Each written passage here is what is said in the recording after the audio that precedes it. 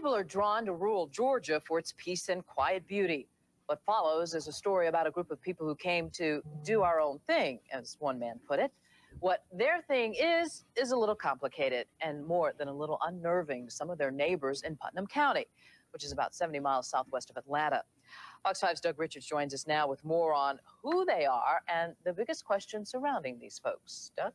Amanda, this group is probably located about 50 miles south of Athens. It's a group that has published piles of newsletters and writes favorably about bits and pieces of all the world's major religions. Yet its members say they are non-religious, a fraternal order, like the Shriners. The group's leader is described as more than a teacher. He is the supreme grand master and happens to be from another planet. The Eatonton-based group has several names: the Nation of Nuwaupian Moors, the Ancient Mystic Order of Melchizedek. It all fits enough of a pattern that it has some Putnam Countyans nervously asking, is this group a cult? 70 miles southeast of Atlanta, Eatonton is the seat of Putnam County, best known as the dairy capital of Georgia. Oh, they got 400 and something acres. Goes up to that corner yonder. William Larman is a dairyman, and he's talking about his new neighbors. Oh, yeah, I'm happy for them. But they are not dairymen. Because they said they come from what? Rich. Planet Rich, I think. It is not a joke to the people who've built these two large pyramids and elaborate Egyptian-style ornamentation and put up rows of double-wide homes on some 400 acres of rural Putnam County farmland and woodland. How many people live here? Got different families living here. It's a place that granted our request for a visit inside the secured gate, allowed us to watch the workers build new ceremonial structures, allowed us to listen close up to the continuous chant broadcast from a speaker bank at the top of one of the pyramids. For people that want to get spiritually in tune with the you know, understand. But for the most part, sidestepped our requests for answers. What about the guy from another planet? We'll make sure you get all of these Are they a cult? Depends on the definition of a cult. Certainly there are many characteristics similar with other entities that are defined as cults. How long you lived here? About 6-7 months. Jerry, our tour guide, says he came here from Alabama. The sheriff says most of the other residents come from the Northeast, New York, Philadelphia, Baltimore. How many, including how many children, is unclear. He's Yanun? He's known by many names. The group's leader is identified in literature as Malachi Zodok York, the Supreme Grand Master. He is described as a charismatic speaker and apparently a prolific writer, producing monthly newsletters and dozens of books. He says that he is from the 8th planet in the 19th galaxy of Eliwan, a universe far outside of this one. Does it make sense to you? That's in the book. If he wrote it, then yeah. We're from Orion. Dr. York is from Risk. He's from Orion. What's the deal? There's nothing strange. It's just new to the public. The vast majority of cults are started by an individual who's extremely charismatic, who's very confident, very commanding, in some cases very demanding, expects an awful lot of the followers. So this is the Compound nightclub? No, it's not a compound. Oh, it's not a compound? I'm sorry. Not at all. The centerpiece of the Putnam County property is a nightclub the group opened in October. At midday, it was in high decibel preparation for an upcoming party. Outside, there were parked 3 stretch limousines. Oh, it's an Egyptian theme park. This is a theme park? An Egyptian theme park. Now, there's some people who think this is a cult. Well, that's 2 ways to look at it. We don't happen to have a religious belief. You follow what I'm saying? Now, on the other hand, culture, there's a connection there. So if you say we're a cult in the sense of we found a culture that works for us, yeah. Are they dangerous? I have no information to indicate that they are dangerous. What they are is a roadside curiosity to native Putnam Countyans, and to the folks inside the gate, a community with children and entertainment and an Egyptian theme, and a leader they call Grandmaster, who writes that he's from another planet. Maybe the spaceship come in here and I could get away with him. You see all that we're building out there? Yeah. Does it look like we're going anywhere soon to you? We build it. It's so beautiful out there. It's a beautiful, peaceful environment where we invite any nationality, any race to come out and visit. Though they declined my request for a formal interview, the Nuwaupian nation of Moors does have a curious history of openness. Each summer, it has an open house. The sheriff says the open house draws thousands of people to the Putnam County property, clogging the roads, folks from all over the world coming to visit relatives and to hear from the Supreme Grand Master. Not surprisingly, the group also has a website, an ever-evolving website. How large a following do they have? I mean, how many people are there at that compound? Well, it's really hard to tell. The sheriff estimates it's more than 100, but he says that there are also lots of people that actually live in the community in Putnam County who don't actually live on the property, but go to the property regularly to hear the Supreme Grand Master and go to the nightclub, presumably, and whatever else. The nightclub open to the public? Regular party atmosphere? That's what they say, and they serve liquor, and they say no drugs are allowed. Interesting. Putnam County. Thank you. Thanks.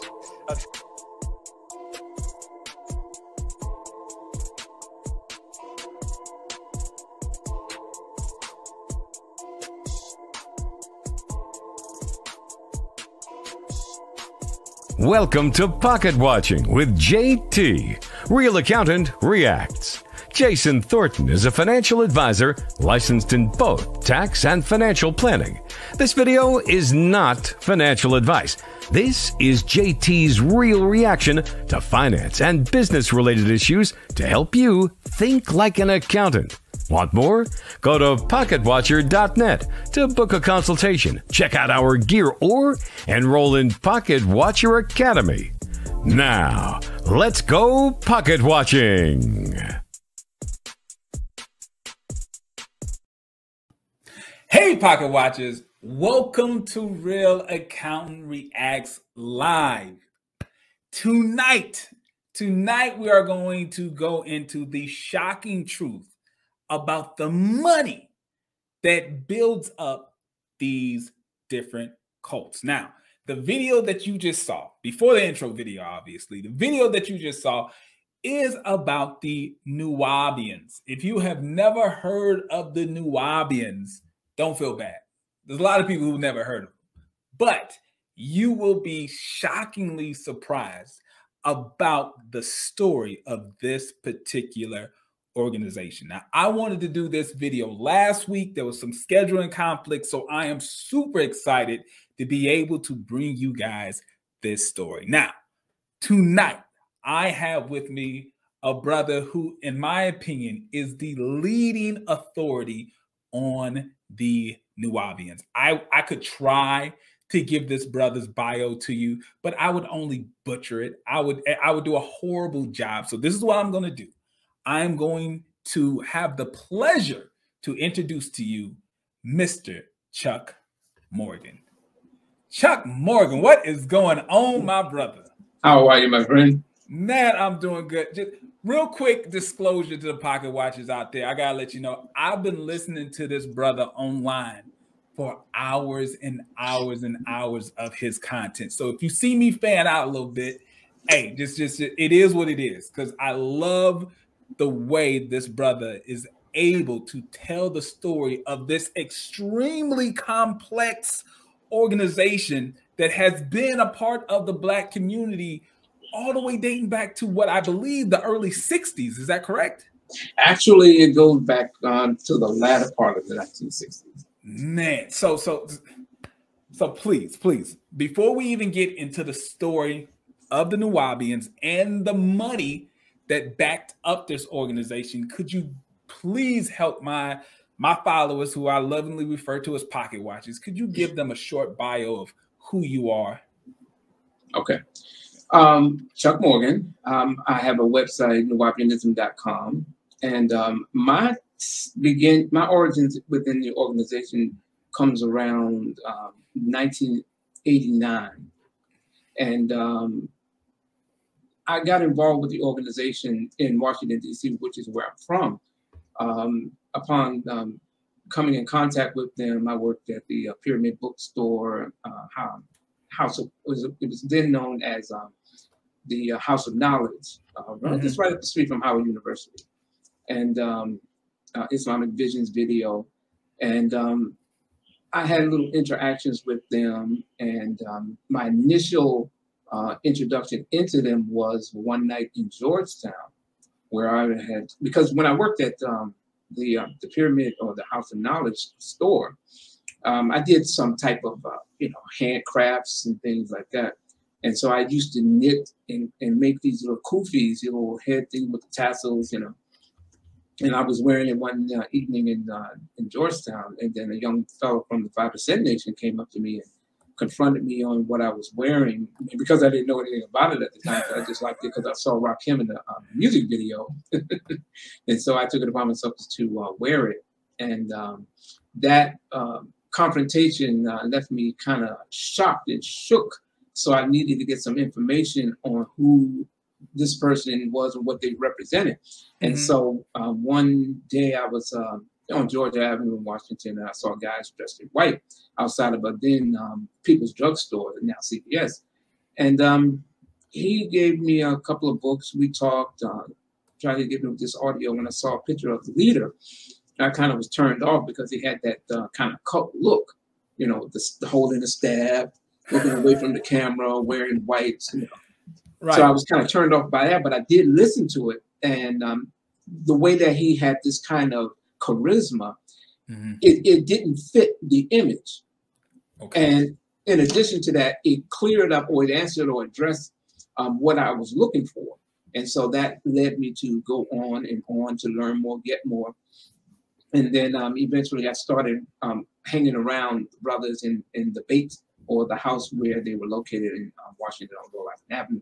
So being involved with the organization at that point, I started doing a lot of studying, and being within that organization and you really apply yourself, you kind of move up in a sense, because they look at you as not just some spaced out brother that's there to, do all the spiritual things, because you have one group of people who were the spiritual people, and then you have people who were soldiers, I guess, and then there are people who were teachers. And over time, my claim within the organization was that I studied a lot, and I was more studying the doctrine. And around about later in around 1990, that's when I first met Malachi York, then known as Imam Isa, in upstate New York. And I came across him in Brooklyn, but to actually deal with him on a one-on-one was in upstate New York. So that really is my start within the organization. Nothing fancy, nothing big, just a grunt, if you will. Right. Just that I kind of took it really blossomed more around the mid-90s, because I started doing talk radio in Washington, D.C. Okay. And Joe Madison was my mentor at the then WOL station, one of the Catholic User stations. And being able to be this avenue to take the doctrine or the teachings to a different location was something that he really appreciated. And that's when we really started to have a close, something of a close relationship as far as being with the leader and having access to publications that hadn't come out yet, or proofreading the publication, or just getting mouth to ear information. So if I'm getting a debate or a discussion, I have more ammunition because it's coming directly from the man.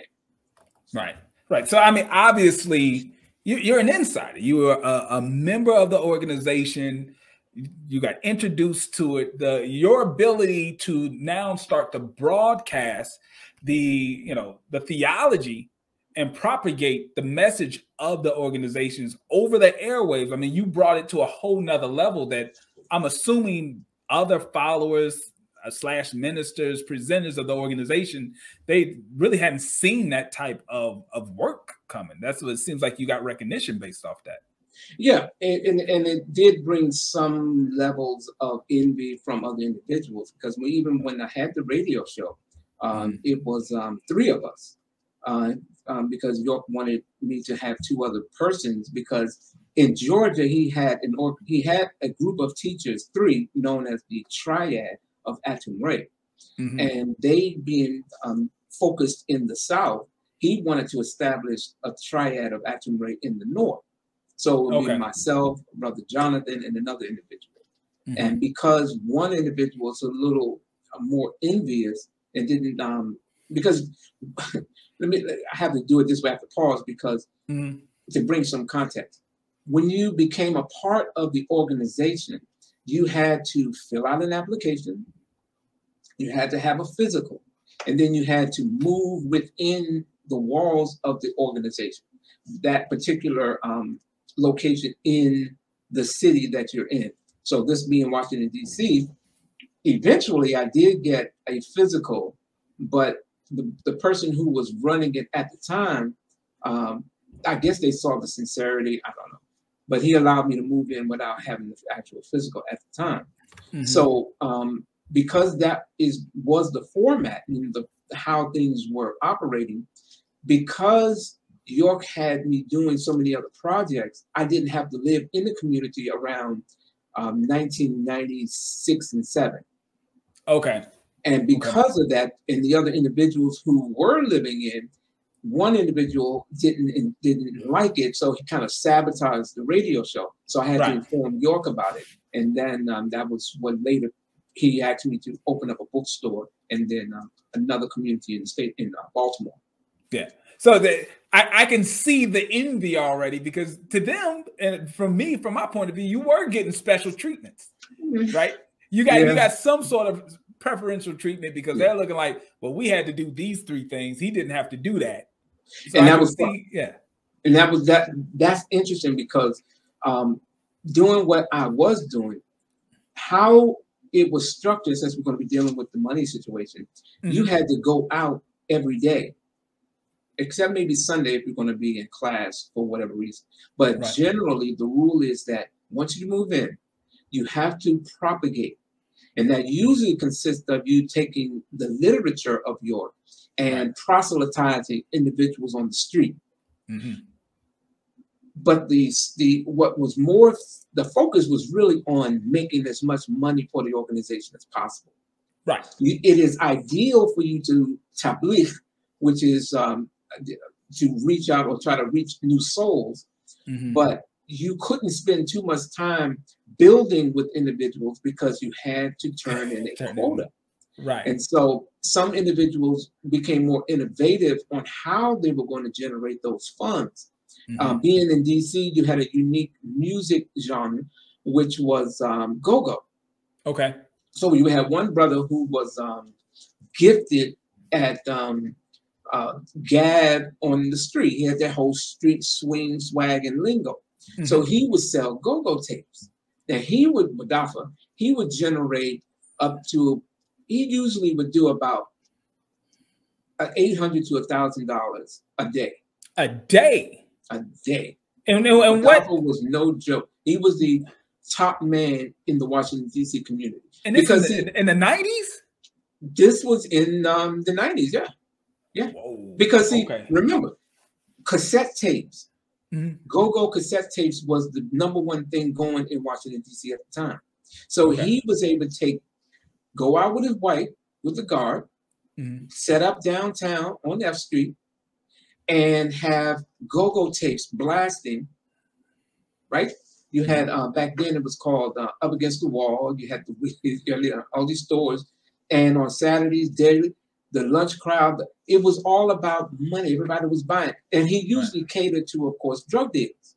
Because everybody, you had Alpo at the time. He had dominated the whole crime scene in based that part of DC. And the guys who had like Lexus and BMWs, Mercedes, when you're riding down the street, you got to have the go-go playing. Okay.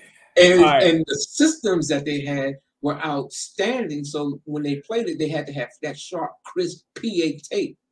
Okay. And so with Dapper, he was the go-to man for that. And he got paid.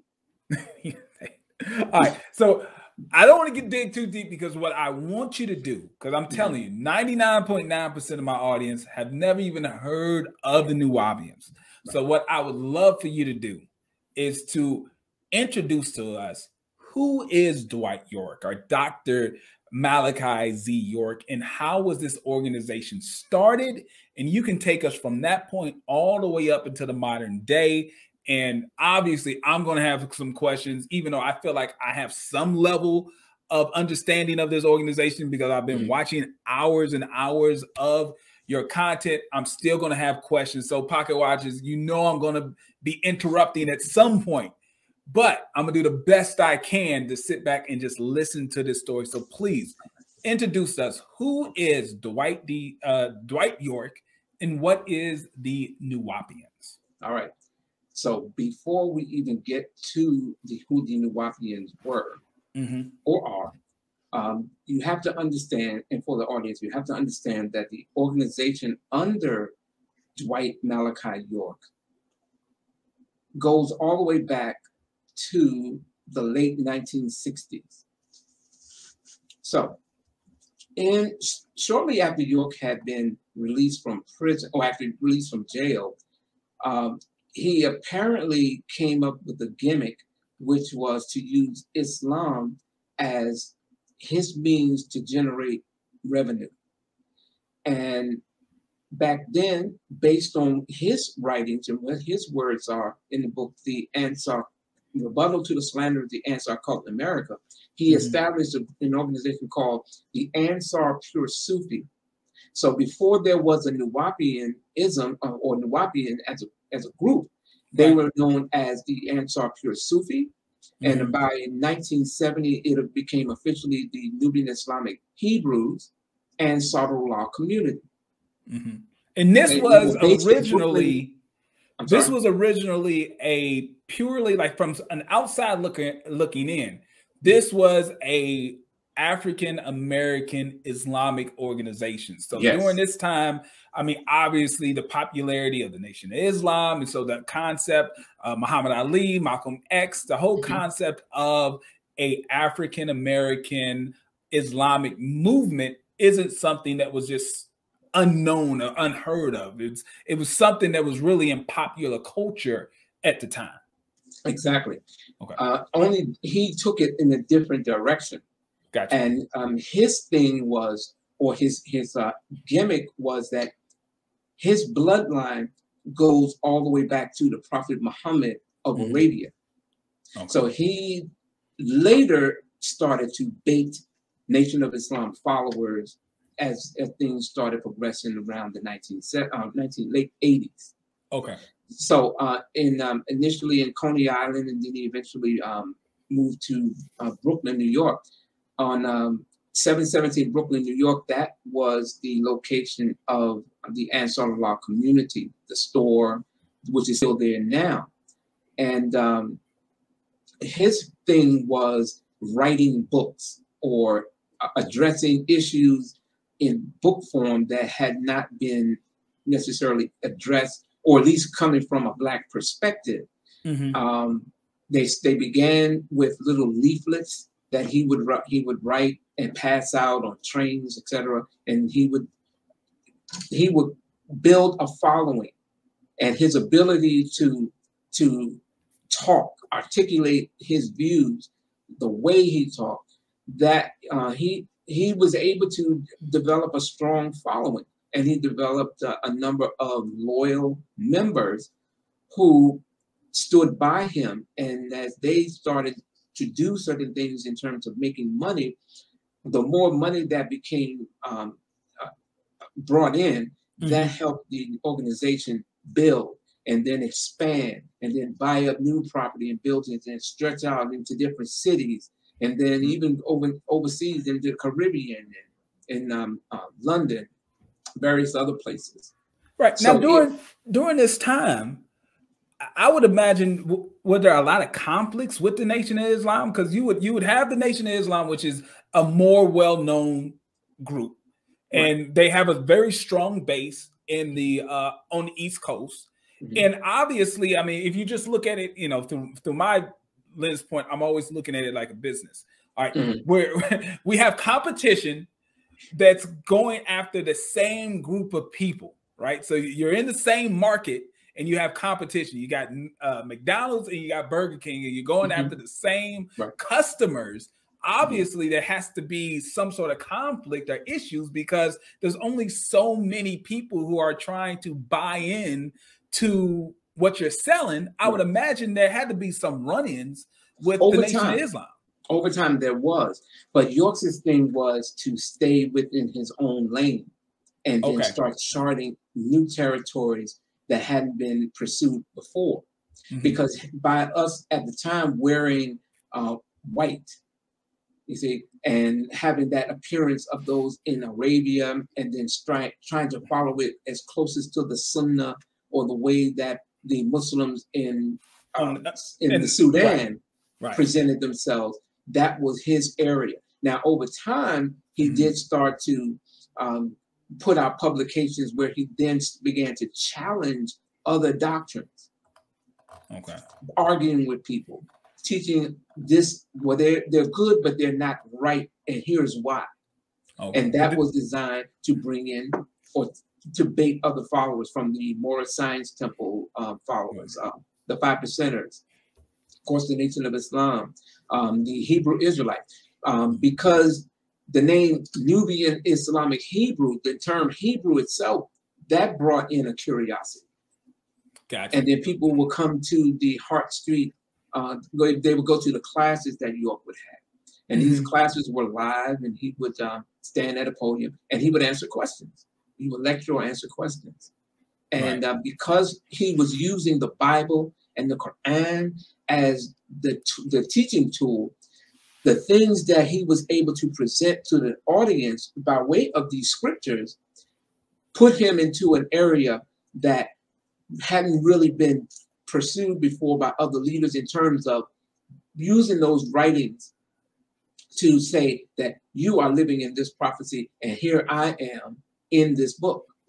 And that's where the whole thing with he being an incarnation of Melchizedek, using biblical quotes to speak of what is happening now and what is to happen in the future. So he has become not only the angel Michael, but also Melchizedek, and as time went on, he began to be everybody. Everybody. All right, so here we go. This is me interjecting some pocket watching. Now, I know, and hopefully most people realize, in America, the bar that they set for being an official religion is extremely low. Anybody can trip and fall over the bar that the IRS sets to say, are you a legit religion or are you not? They're really not in the business of doing that. When you're an organization full of lawyers and accountants, they don't say if your religion is legit or not. All you have to do is basically say you're some sort of religious group, and you get that that status with the IRS. So you have this organization, a religious-based organization, and obviously all organizations require some sort of charity, you know, be it tithing, 10% of your income or whatever. But obviously this man was able to build an empire, really, of, you know, millions of dollars.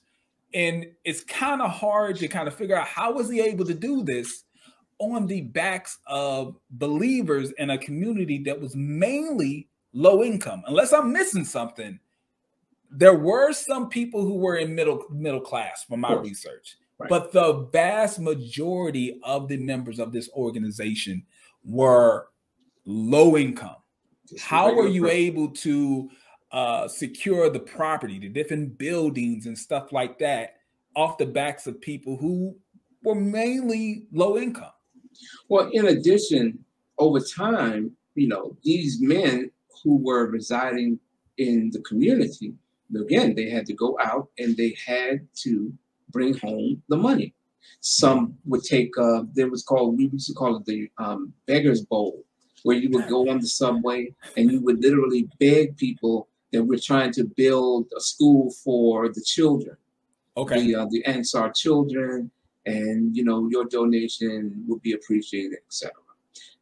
York also started to put himself into the music industry, and he became— That's interesting. Yeah, he became very, well, I wouldn't say very, but he did get something of a following. And because he aligned himself with very prominent individuals in the music industry, Kenny Gamble, Leon Huff, James Ingram was a staunch, powerful member within the Nuwaupians at the time. You see him in various photos where he's with Jackie Wilson's sister. You had, of course, as time progressed, the Nubian nation under York and the Ansars, when he had aligned himself with the Zulu nation. And he put out a few songs. Himself? Yeah, because he had a recording studio. Okay. It's called York Records. Okay. All right. So obviously this wasn't an organization that saw, because a lot of cults take a look at popular culture and they rail against it. And they say, you know, you don't need to listen to the modern music and whatnot. His spin on it was he's using popular culture as a tie-in to his organization. On one hand, because that's where the inconsistency of it comes in. Because on one hand, he's writing books about music and the detrimental effects of it, yet he's using it. He speaks about earphones and the dangers of them, yet he's wearing them. And he's talking about various forms of music, yet he's doing it. Like using artificial music, what he would say, artificial instruments, synthesizers, keyboards, drum machines. But his music is loaded with it. You see? So when he's speaking against something in the Imam Isa thing, he's actually doing that which he is writing against.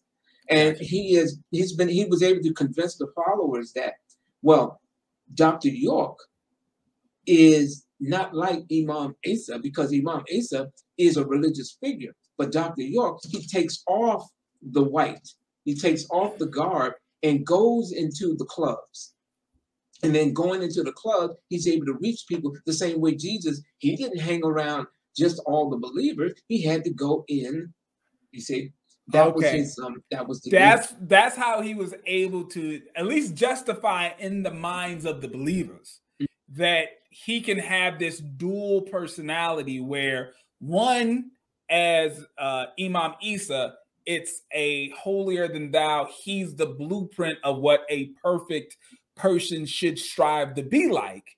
And then while he's York and York Studios, he's in the clubs, he's doing all the things in secular life that Imam Isa would frown upon. It's okay because he's using it as a fishing tool. He's using it to go after and get the people. Exactly. And in addition to that, he released a series of booklets because he was not only as Dr. York, the singer, but he also was a part of a group called Passion. It was, the music was centered around love ballads. He was a crooner, you know, like the whole Marvin Gaye type thing. Okay.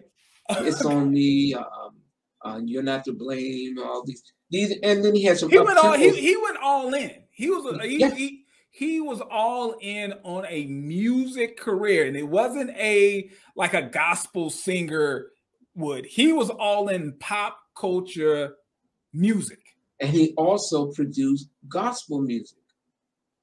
Because York Records, not only the York Record, he do his own thing there, but he also produced other individuals.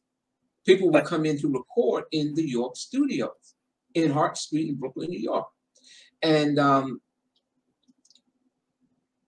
in that notoriety, people like he did started doing music videos. And in one music video, you'll see members of the Delphonics there. There's a scene where York, because the song is "It's on Me," and York is crying. He's at the cemetery, and then he's consoled by members of the Delphonics as they, you know. Listen, he was able to use people to his advantage to give or leave the impression of his legitimacy. He even released a video documentary on himself being interviewed where he explains all of this stuff. Who is this Dr. York? Because what we had to do as Ansars, we would go out at night around 2 in the morning, and we would take hundreds of posters. The Love Man, Dr. York, but he's not dressed as Iran. He's dressed as the singer, you know, with his hair in the high top fade, got the, you know, his fly gear.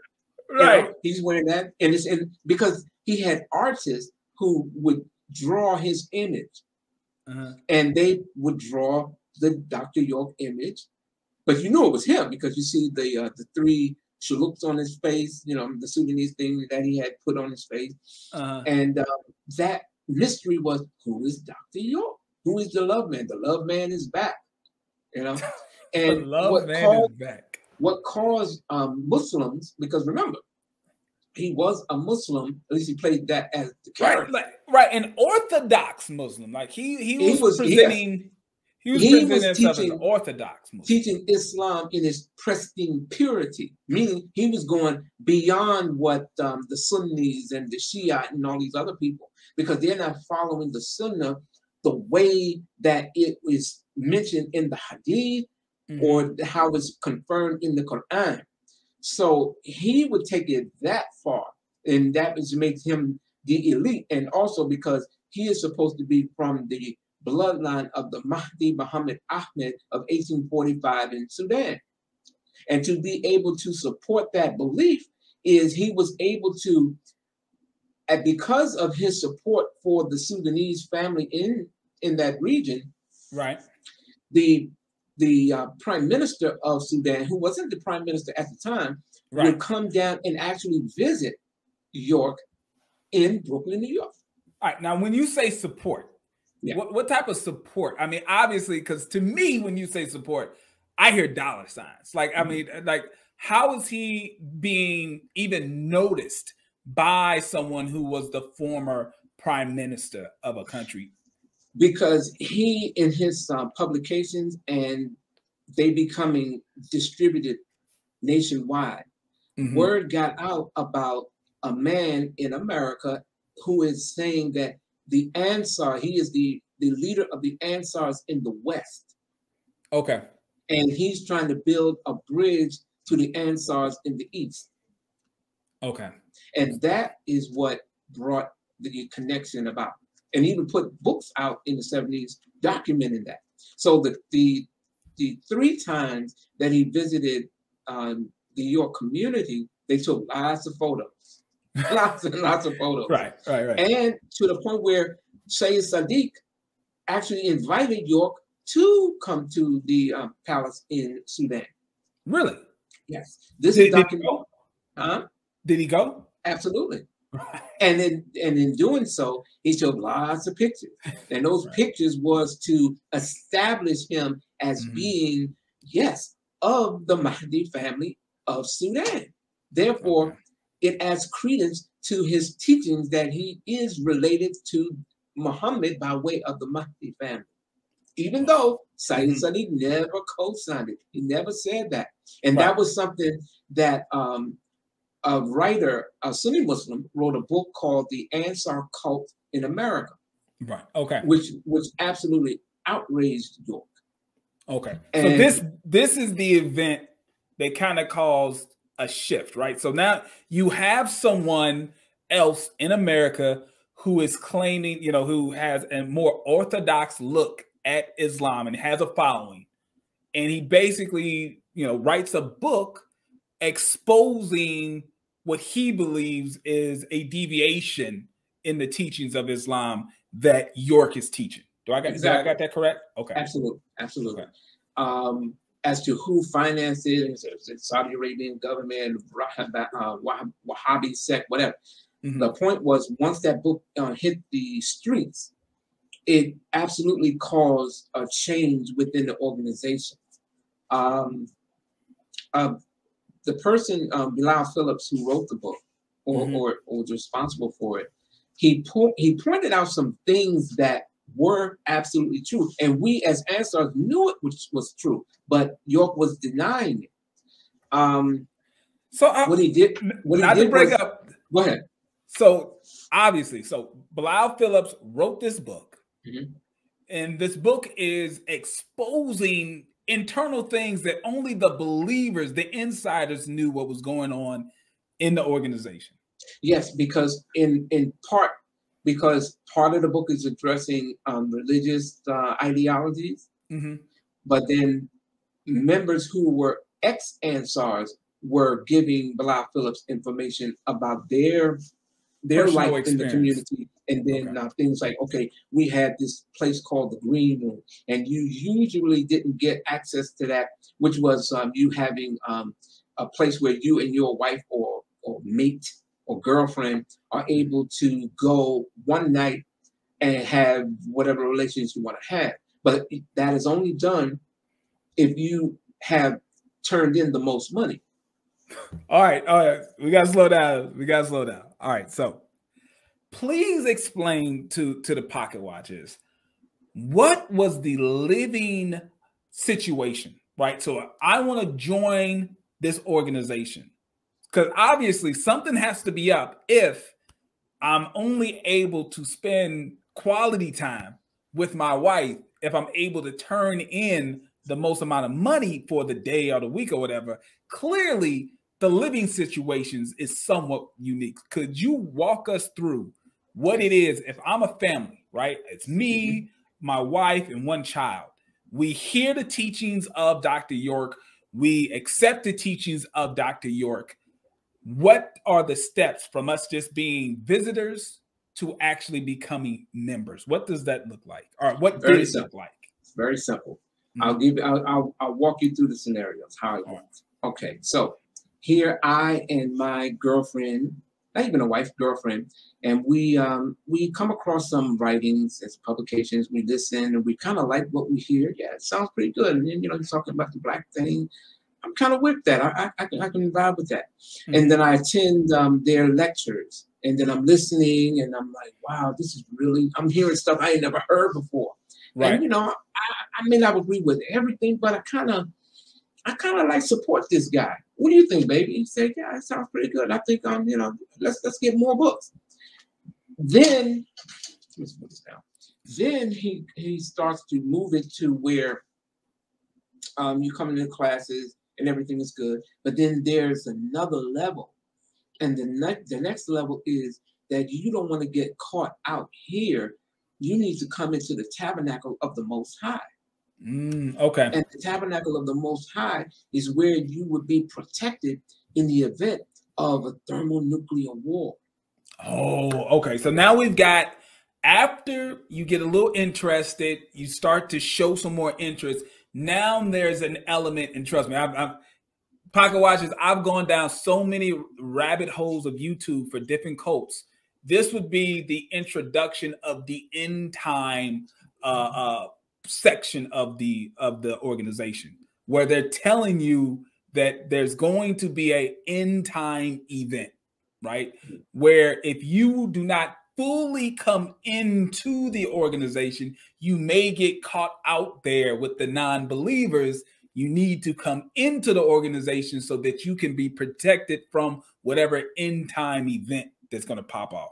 This is not unique to this organization. If you go down enough rabbit holes on YouTube, you'll see that every cult has some element of this end time. Exactly. So that would be the convincing theology that would get a person who may be kind of straddling the fence to come all the way in. Yes.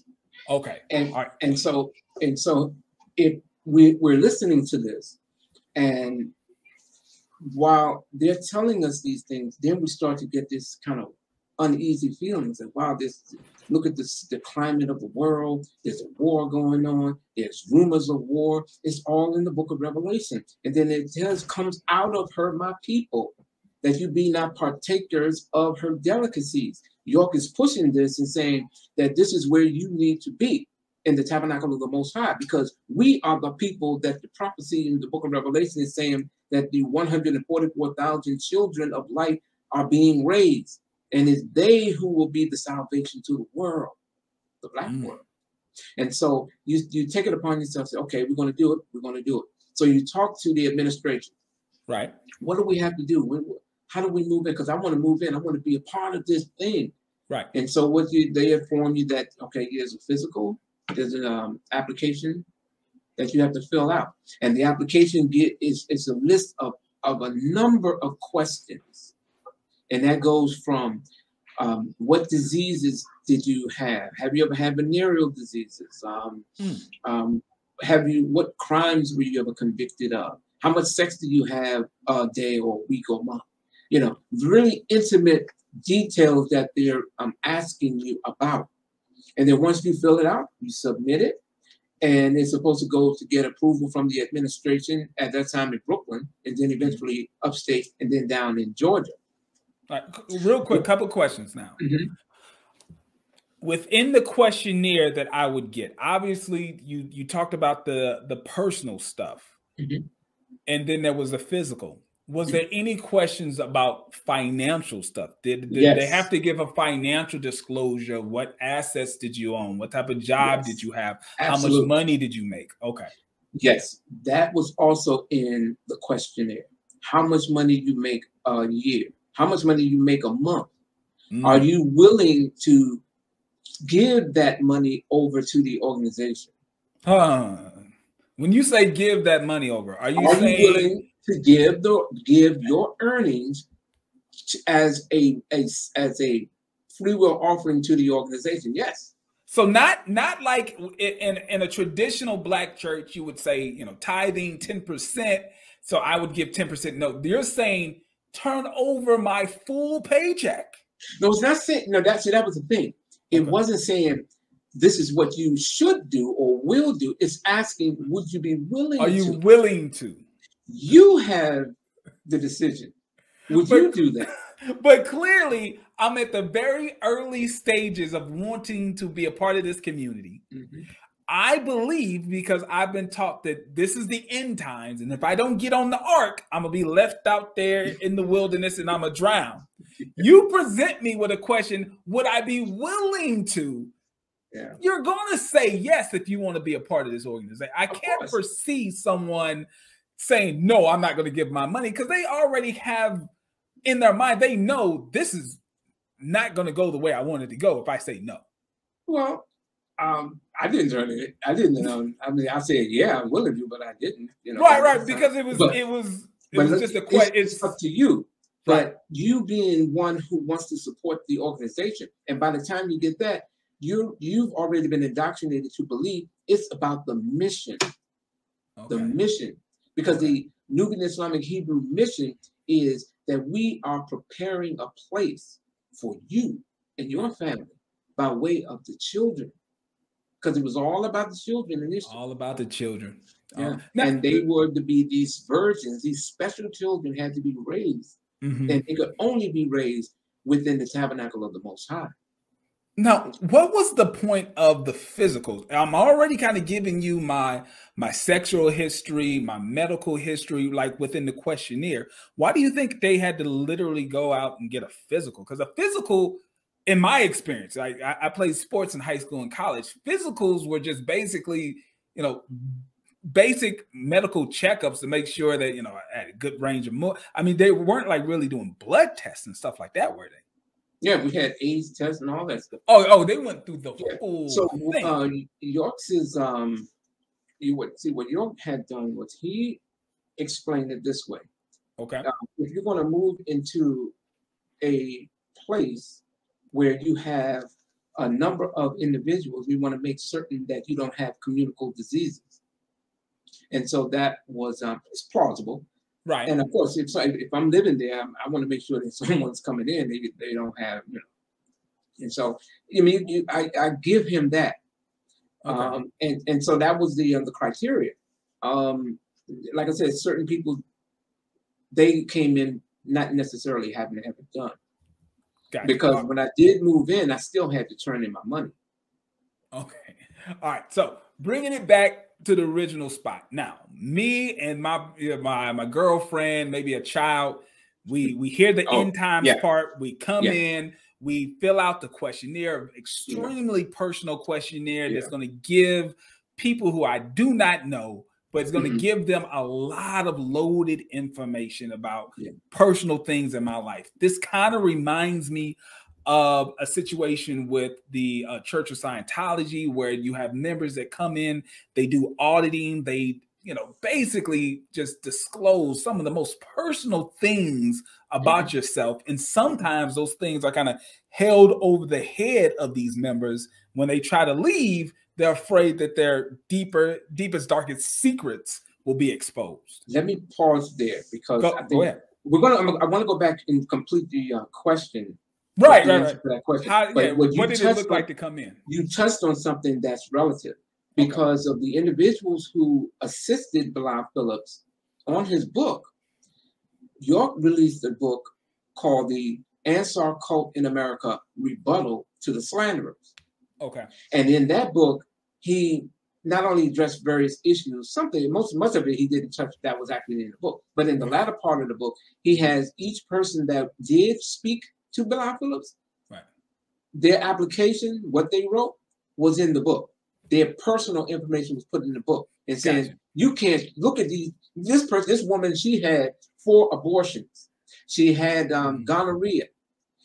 She was, she went to jail for bank fraud, blah, blah, blah, blah. These types of things were saying, these are the people that Bilal Phillips goes to, or Muslim goes to, these corrupt individuals.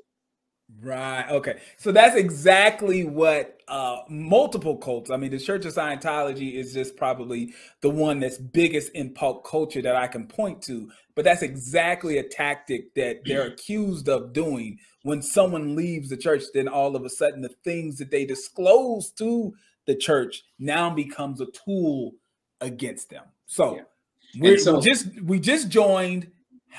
Why do I need a green room? What's going on now? Well, we're going to get to the green. We're going to get to that in 1 minute. So so once you move in, here's the layout. Okay. You have what is called the brothers' bait. The brothers' bait, or the brothers' house, is where the men stay. When you move in, you got to stay in a dormitory style living. Not just single men. Single or married. Yeah, as I just, because I can understand the situation when you've got a group of single men, a group of single women, but I'm coming in. Let's say this isn't my girlfriend. This is my wife. We've been married for 5 years. We're still gonna split up, and she's gonna go to the female dorm, and I'm gonna go to the male dorm. That's the sacrifice. That was the sacrifice, because you had to make the sacrifice. Even in the application, it asks you that question: are you willing to separate from your spouse? Wow. And that's what happened. So your girlfriend or wife goes there, you go here. Now you do have what's called mate time. And mate time usually is set up when you come in after peddling for the day. And depending on which city you're in, because like in Washington, it was a little more difficult for the brothers, because we didn't have much of a facility set up for that kind of make time. And the women can't just go, this is as Ansars. Right. You couldn't just walk the streets. You had to get what was called a dunya pass. Dunya, I mean, a pass to go out into the world. Right. And you had to be accompanied by another female or sister. Okay. So the brother and the wife, they don't go off the property to go and just say go down to 7-Eleven and get something and then come back. It didn't work like that. So obviously, there was no sense of just free movement. No. The organization had a lot of control. Now, real quick, I'm getting from one of the monitors. We have almost 500 people in the chat, and the likes are extremely low. So please take this time to make sure y'all hit the like button, because this story, to me, I think is extremely important, and people need to hear this. When you hit that like button, it helps the algorithm, the YouTube algorithm, and then other people will see this and they will be able to get this info. I'm not begging you guys for super chats, but if y'all can hit the like button, that will be a huge, huge thank you. So, all right, back to the story, Chuck. This is so, all right, so we're split up. What happens to my child? So this is a situation, me, my wife, we've been married for 5 years, and we have, let's say, a 12-year-old daughter. Where does she go? She goes to the little girl's house. You see, the girls or the boys and the girls were also in separate locations within the property. And depending on the age group, that's the group that they would be in. If they were young teens, they would be in that group. Usually, if you have an infant, that she or it usually stays with the mother. Right. Okay. But say you have a certain age child, they have to go into that area because you have someone who's assigned to watch over them. Wow. Okay. Because remember, you're making a sacrifice for the 144,000. Okay.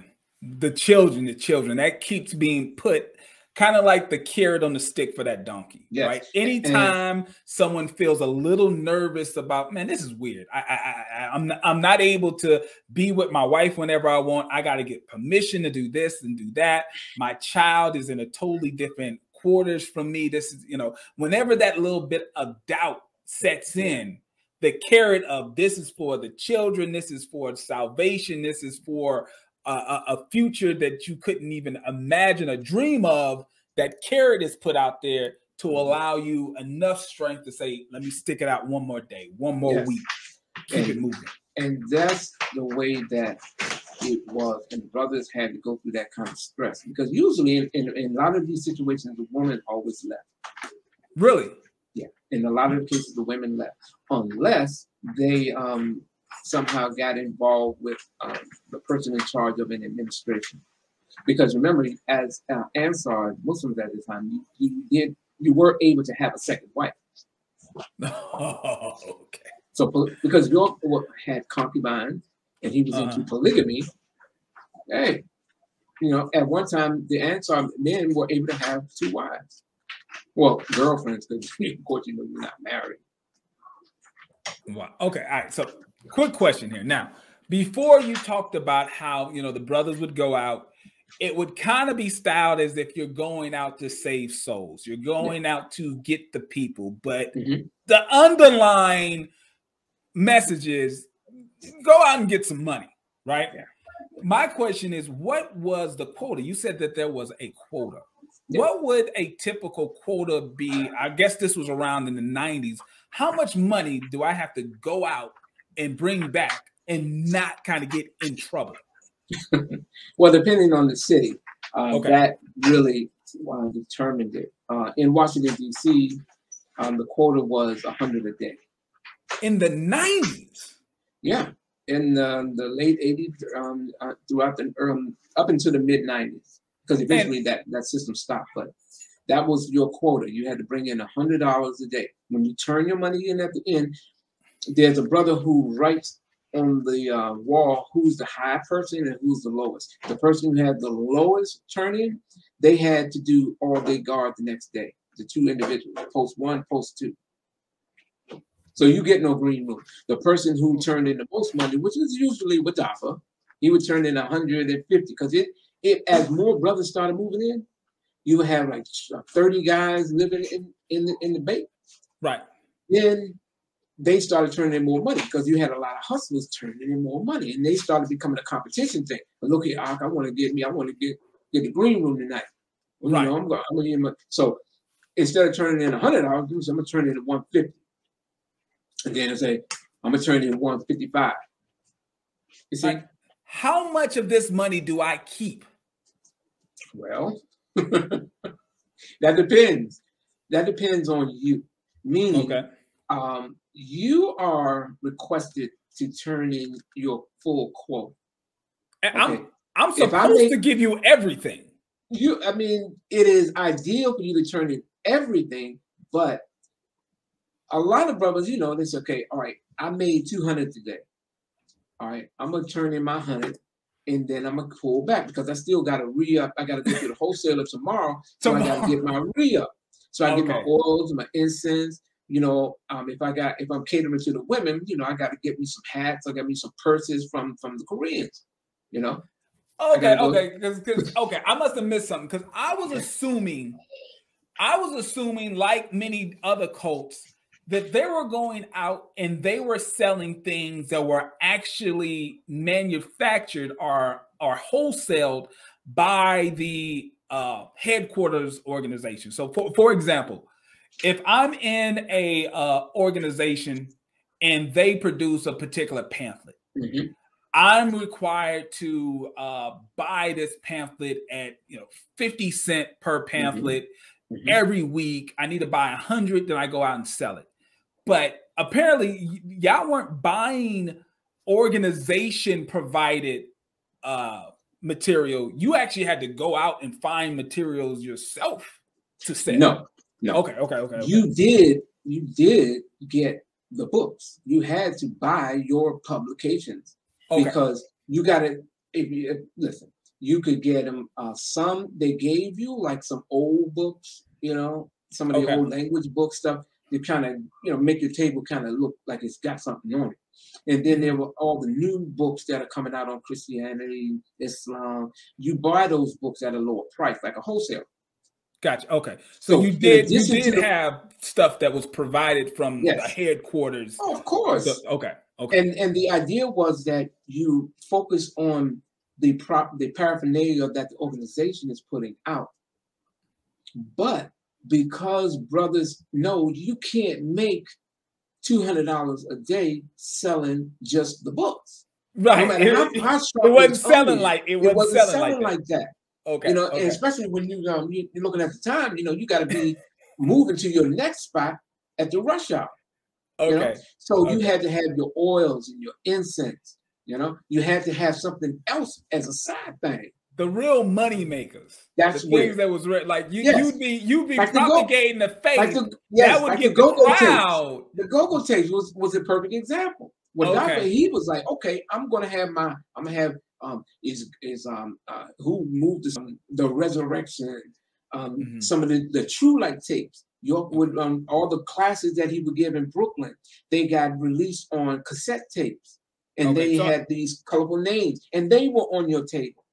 So he had a lecture. He had a lecture series that I'm assuming was called True Light. Yes. And that lecture series was probably something that was a main selling piece, like a hot tape to sell. Yes. But you needed more to actually meet your goal. To be on your table in order to really generate the funds that is needed so that you can prevent being on guard. All right. So we understand what the reward was when you brought in the most amount of money. Right, that was the green room. You were able to have, special time with your lady in the green room. Hold on. Again, the person with the highest turn-in got the green room. So if you turn in $150 or $200 and you go to the green room, the dude that turned in $180, he just get to go to sleep at night. So no second place, no third place. You have to come in first or you last. Number one, yes. Okay. All right. So when you're number one, you get the green room. Yeah.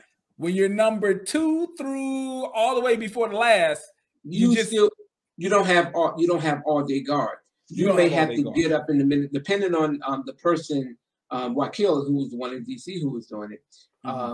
If he puts you on the list that everybody had all night. There's a guard, 24-hour day guard.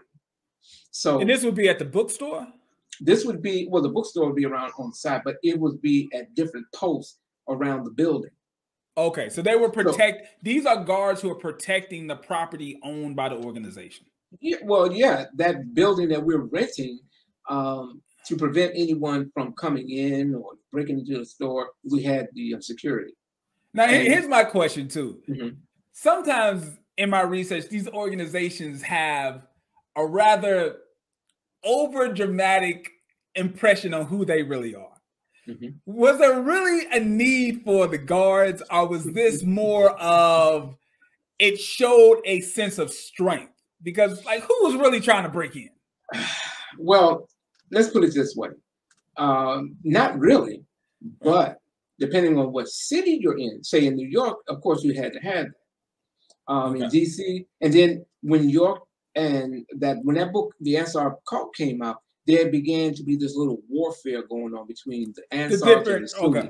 I can see that. And it literally got physical, where people were stabbed, attempted murder, all this stuff. Okay. And so I can see York was in fear that the Sunnis were going to try to come and kill him. You see, so they really started putting a heavy emphasis on the guard situation after the 90s, while York was putting all these things attacking Islam. So that was on one hand, but it also, yes, it had to show a level of strength because York established a military within the organization called the Swords of Islam, the SOI, or the Mujahid is what we would call them. And these were guys who trained. They were marching in formation, and they were practicing martial arts and all these other things, and weapon tactics. Really? Okay. Yeah. So they were designed to not only be a show of force, but also to combat any conflicts or if there was an attack by the Sunni Muslims coming in to attack the Ansars. So in the middle of the night, say at 3 o'clock in the morning, the brother will come to you while you're in dead asleep, subhanAllah, salatu, guard. Because in addition to you being a Muslim, you got to do your prayers 5 times a day. And you got salatu fajr. You got to do subhanAllah, salatu fajr. Wake you up. If you get up at 6 o'clock in the morning, you got to do guard from 6 to 9. Then the all-day man, who was the low man, has to do the guard from 9 to 9. If you're caught sleeping on guard, you either get punched or you get taxed. And being taxed is you continue guard from 9 until midnight. Oh my God. Okay. All right. All because you didn't turn in. You didn't turn in. So that, to me, that's an extreme motivation. Exactly. For me to get out. And that's why the brothers had to come up with innovative tools and tactics in order to generate. Right. Had to bring in that money. Now, let's say I'm having a bad day. I know I'm the low man on turn in. I don't feel like doing guard today, man. I'm having a bad day. I don't feel like, holding posts and being a guard for 12 hours. What happens to me? Like I'm just like, you know what, whatever. I'm walking away. Well, you're given a choice. You either go on guard or you get out. That's it. You either do what you're supposed to do. You know the rules. If you don't want to comply, you gotta go. Okay. And you don't listen. When you are put out of the community or when you have to go, you go on the spot. There is no tomorrow morning. If it's 2 o'clock in the morning, you got to go. If you with your girl, if she's gonna go with you, y'all gotta go now. I've seen people being put out in the middle of the night, kids and all. You go wherever. If you're in another city and you don't know anyone because you're isolated because you're in this community and you get kicked out, if you don't have any money to transport you from where you are to where you're from, you are in a very difficult situation. Oh my God. All right. So based on what I've heard so far, one way where the leadership of the organization was able to get money from the rank and file person was obviously they're buying materials from headquarters. So headquarters has all the books. They're going to publish the books. They're going to sell those books wholesale to the different bookstores around the country. They're going to buy it and then they're going to sell it at retail. So that's one way. Or they're on consignment. Okay. You're right. So our consignment. That's one way. How were other ways where money was funneled from the rank and file member and it went up to headquarters? Well, here's another angle to it. Because the brothers had to go out and hustle, you had your girlfriend or they had to bring in some money too.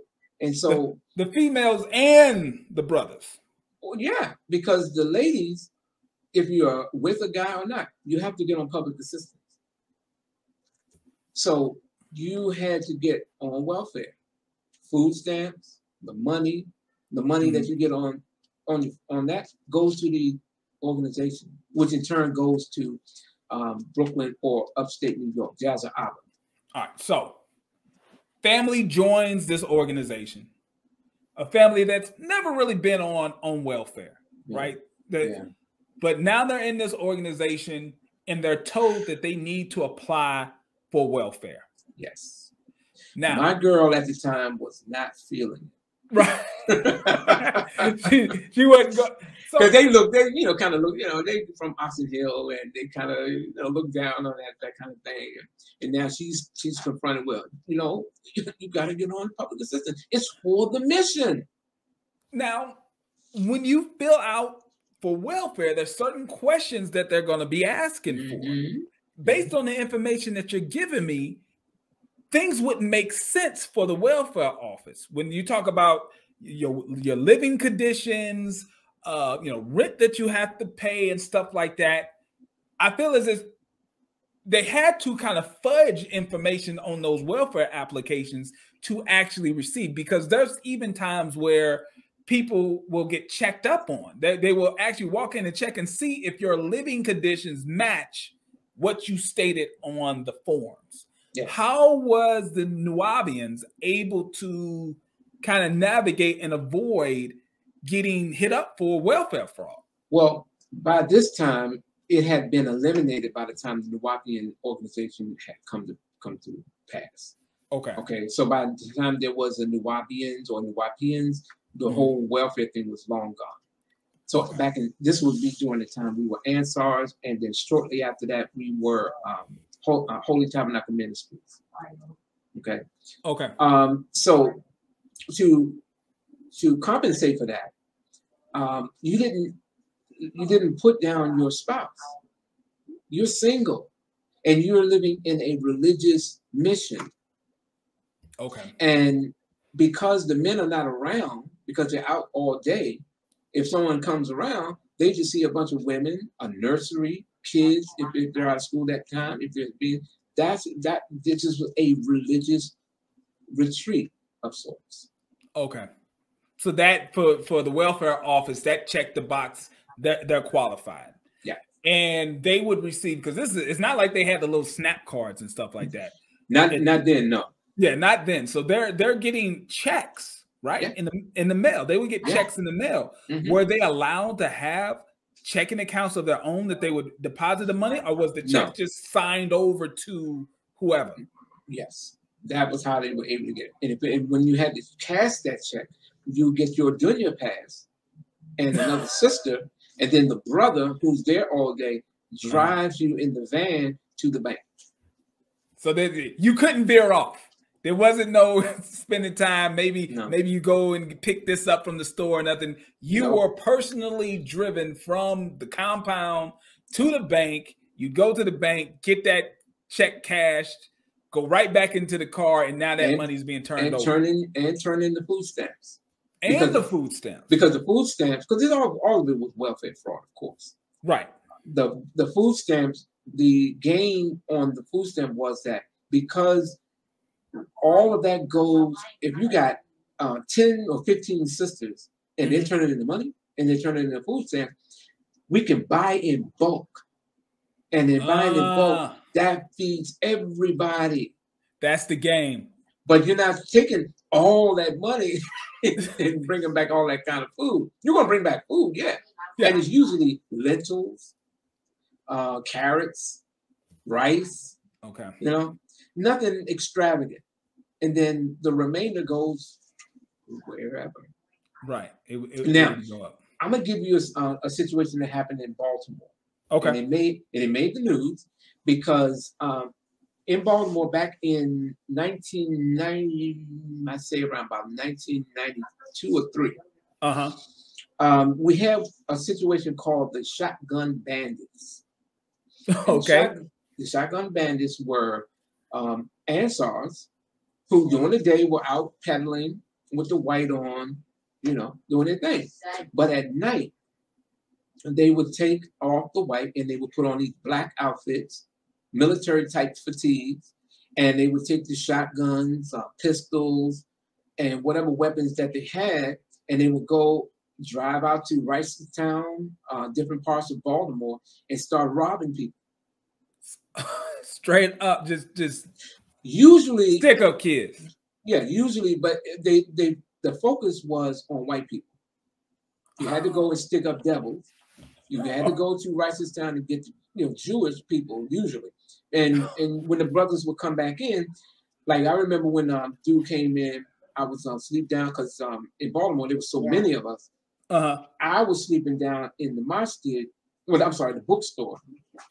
And so the brother came in and he said, look what we got. And he just threw a pile of gold jewelry and dollars on top of dollars. Look at it. These are brothers from Baltimore that moved in. Now, they may have been criminals on the outside, but there was no real stringent test on the character of people who moved in. Because you did have drug dealers, you had ex-military people, people who went AWOL and joined the organization and needed to hide. There were people who were hiding from child support.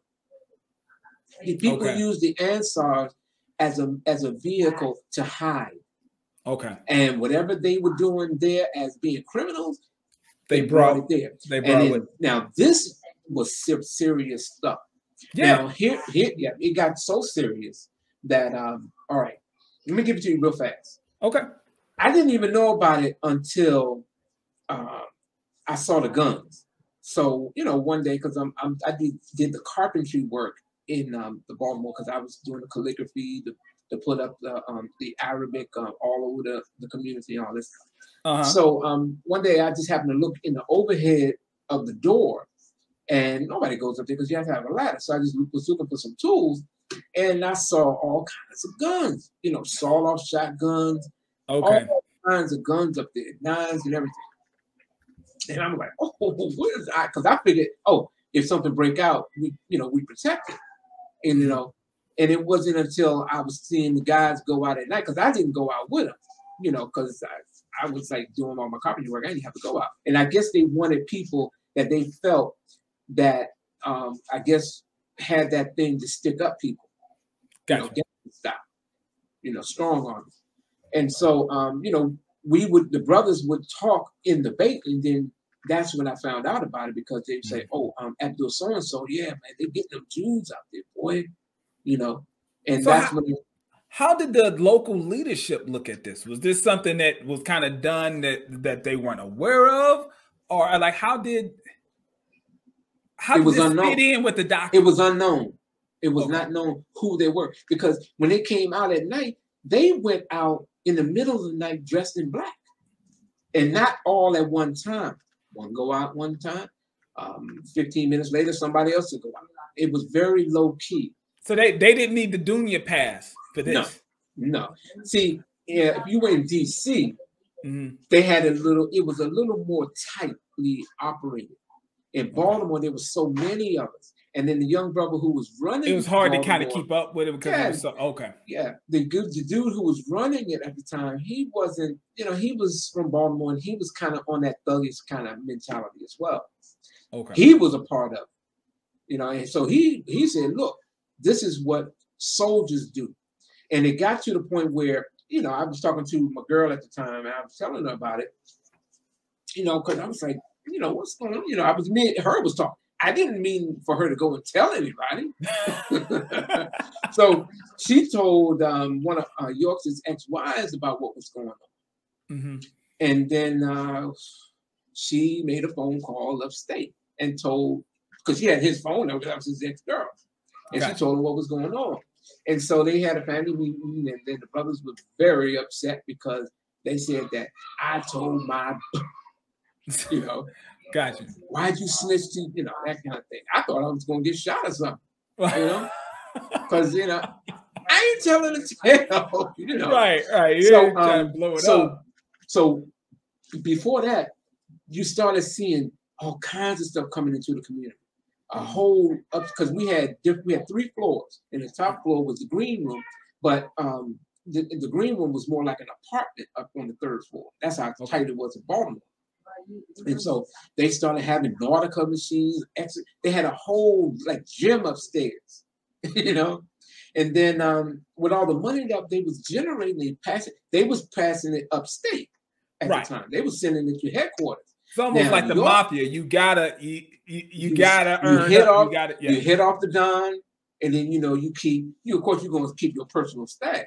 Right. But you got to take care of home base first. Gotcha. So you good. The administration ain't, hey, hands off, because they're bringing in money. Hands off. Whatever they doing, keep it up. Right. And York knew about it, but he allowed it to continue. So what he told was, y'all need to stop that. But they didn't stop that. Because their thing was, of course he's going to say stop. What do you say? He's getting money from this, but what are you going to say? You know, and it wasn't until they got caught doing it, and then York had transferred certain people to different places. But then by that time, they had continued networking. And eventually, they started doing it in different cities. Ultimately, I think 2 of them got killed in a shootout with police. One was arrested at the airport with a suitcase full of money.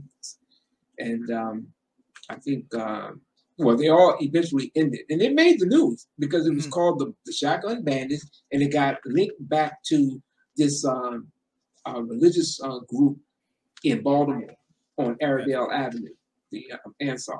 But York was never implicated in it. Not personally.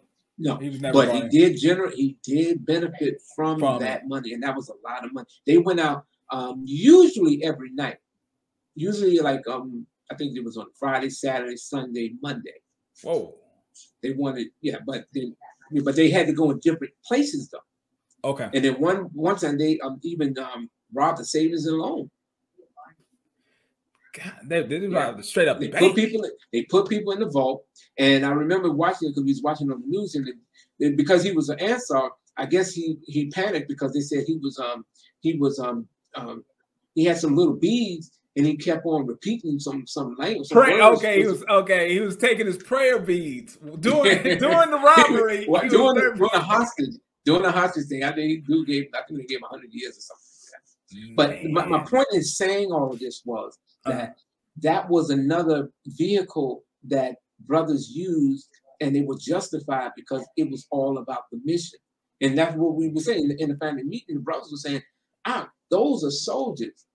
You know, for them to put their lives and livelihood and freedom in jeopardy, they're doing it for the mission.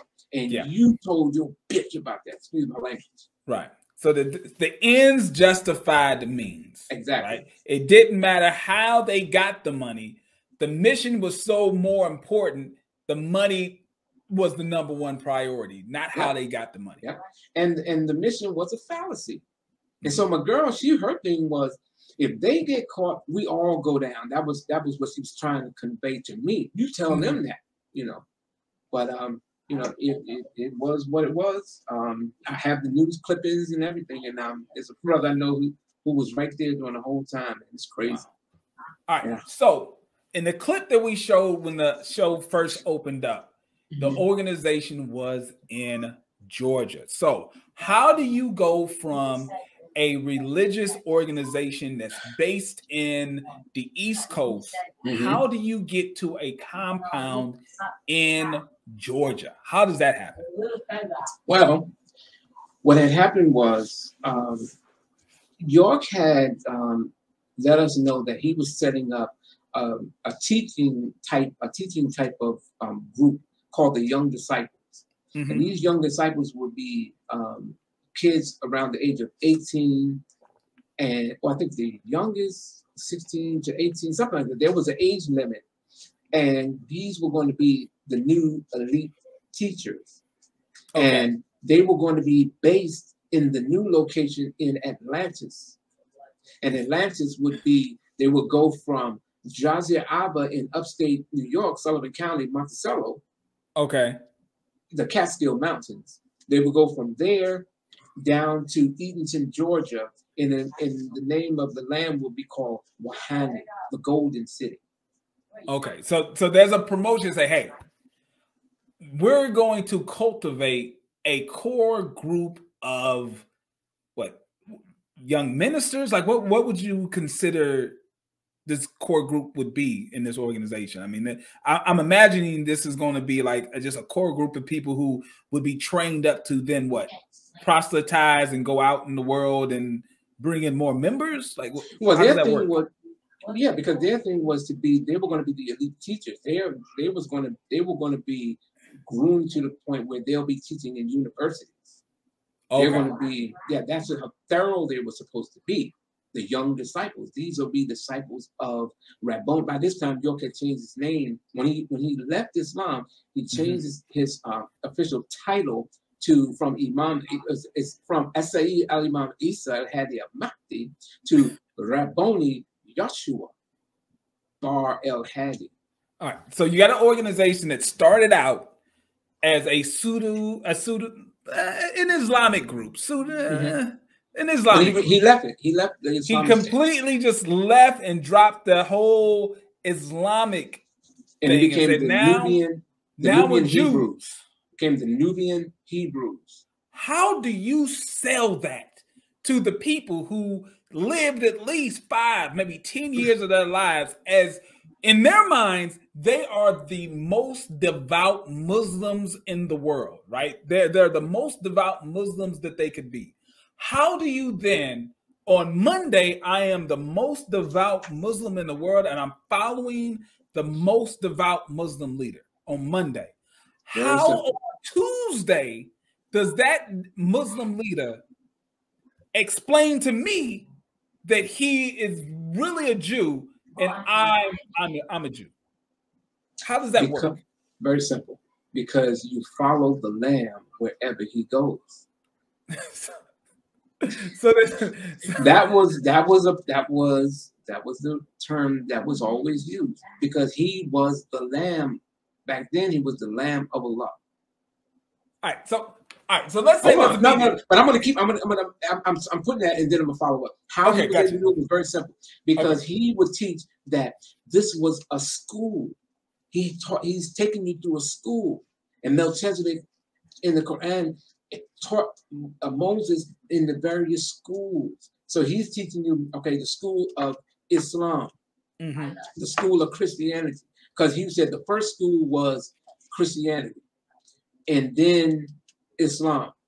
But we were originally Hebrews before we started coming into this Islamic thing, which is not true, but that was a selling pitch. That's how he can make the transition. And I mean, obviously, there had to be a minority of people that was like, "What?" Of course, there were people who left. Yeah, they were just like, "Nah." They left. So he said it's about shaking the leaves. Okay, all right. Only the strongest and the most faithful are going to stay. Those who leave, they should have been gone anyway. That's why I'm doing. Hold on to the rope as one community. That was part of the mantra. It was hold on to the rope. Okay, follow the Lamb wherever he goes. And when you follow the Lamb wherever he goes, that means from whatever state, whatever school he's teaching you at the time, don't argue with it. Follow the Lamb, because he is the guy. He is al-Hadi. I forget the Arabic word for that. He is I forget what it was, but anyway, he's the guy. He is the access. He is al-Qut. He is the access. You have to follow the Lamb, and it takes faith, iman. You got to have that. Faith. How can you not follow me after all the truth that I put out to you? Okay, it's not coming from me. It's coming through me by the masters who guide my pen. All right. So now I'm a Jew. I believe I went from one school. I'm going to the next school. And within this school, he's talking about these new teachers, these young new teachers, and these teachers are going to be taught and trained in Georgia. Now, from outside looking in, if I'm a believer, I want to be one of those teachers. I want to be one of those students. What are the qualifications where I can enroll to be one of these elite new teachers? Because obviously, if you want to be in this group, you want to be one of those. But you have to be a certain age. You have to be within that age group. If you're not within the age group, then you can't be a part of the Young Disciple program. Okay. Simple. That was how. And that eliminated a whole lot of people. Yeah, that would eliminate all the old heads. Exactly. Only the newest members who wouldn't be as confused, because if I'm an older member and I've been in for a while and I was a dedicated Muslim, but then now I'm kind of going into this Jewish thing and I'm a little confused. I want to stay in because this is my community and I don't want to be out of my community. I'm a little confused. But when he's calling for these elite teachers and you're giving it an age range, it's going to be people who are not going to do a whole lot of questioning. Yeah, the young disciples came in around 92, 93, just during the time that we were just about to move down to Georgia. Okay, it was in the early 90s that program was sold to us, and once the headquarters moved down to Eagleton, Georgia, eventually, we were asked to move down into the city because we weren't doing the community living at this time. That's okay. You can actually live on your own at this point. Yeah, you can live with your family. You can do it, but you're still kicking out the cash. But you didn't have to live in a jamaat at the time, because Bilal Phillips, when the book came out, then that put all that on blast. Gotcha. So now the critic, he had to take that away because now the critics have a book that talks about these things. But also, if he does away with it, it kind of waters down the bad press. On the property is different because on the property you have dormitory living. So the brothers lived on Tamaray back then. By that time, it was called Tamaray, Egypt of the West. The compound in Georgia. Yeah, it was called Wahani, the Golden City. Okay. And so the brothers, they lived in what we call the barn. And then the sisters, they had the sister's house, which was further over near York's house. How much does this stuff cost? Like people need to understand this compound was huge. Do you recall how many acres of land this compound was on? 76 acres. 76 acres of land. Yeah, I think it was 76 acres. And what we saw as far as the on the property was 19 acres. Okay. How was he able to purchase that many acres of land in Georgia? Give me 1 second. Okay. Hey, Pocket Watchers, I want you to take this time to make sure we got over 500 people. Over 500 people. Make sure you take this time to hit the like button.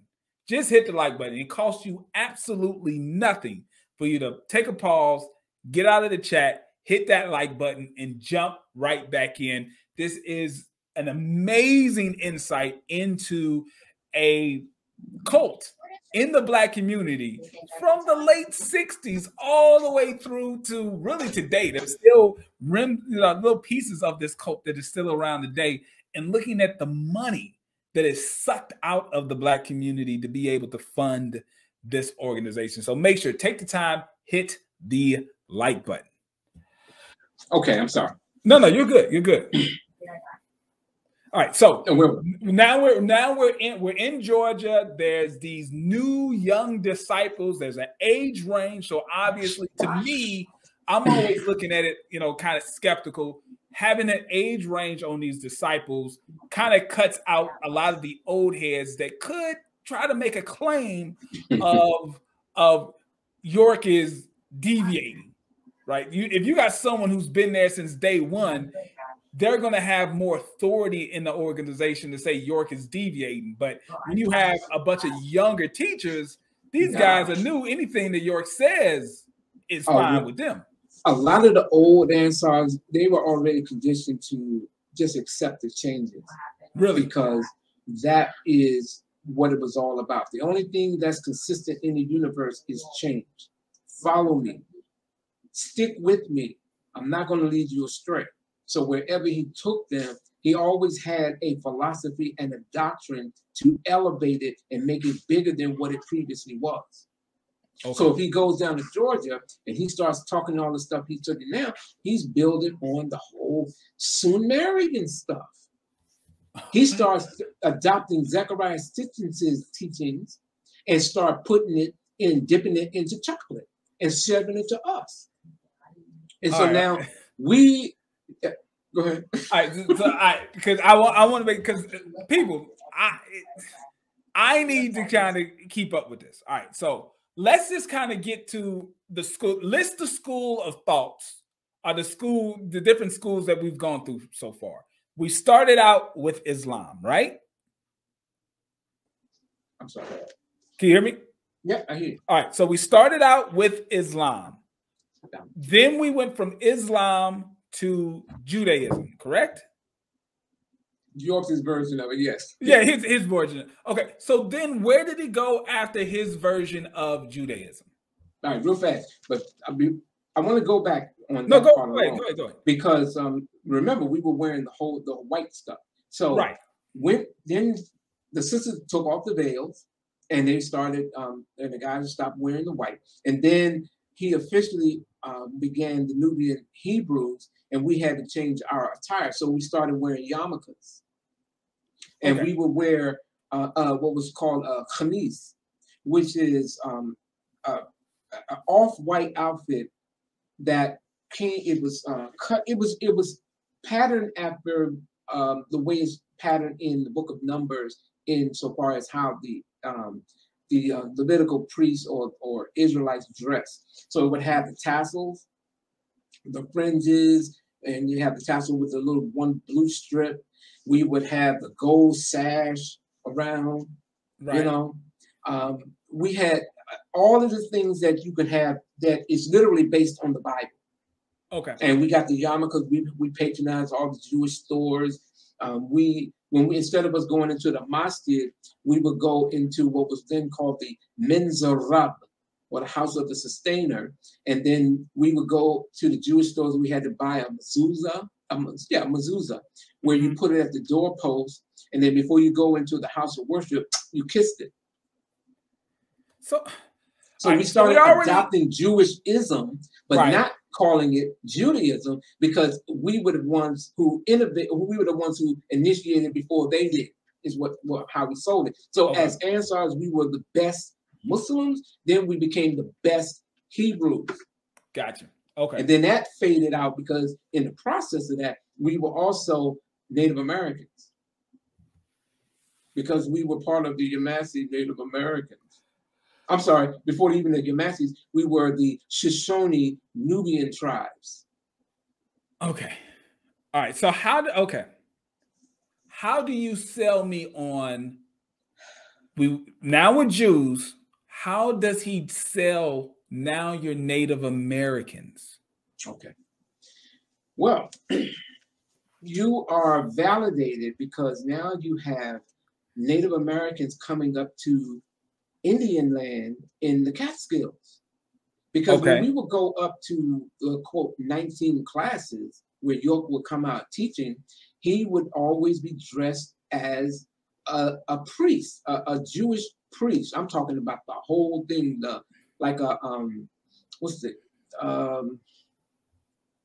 Urim and Thummim type of priest with the breastplate of priesthood, the 12 jewels. He had that, and he would have the crown, and he would have the whole thing. He had everything. He had the whole money. costume. He had the whole costume, and he had the money to make it happen.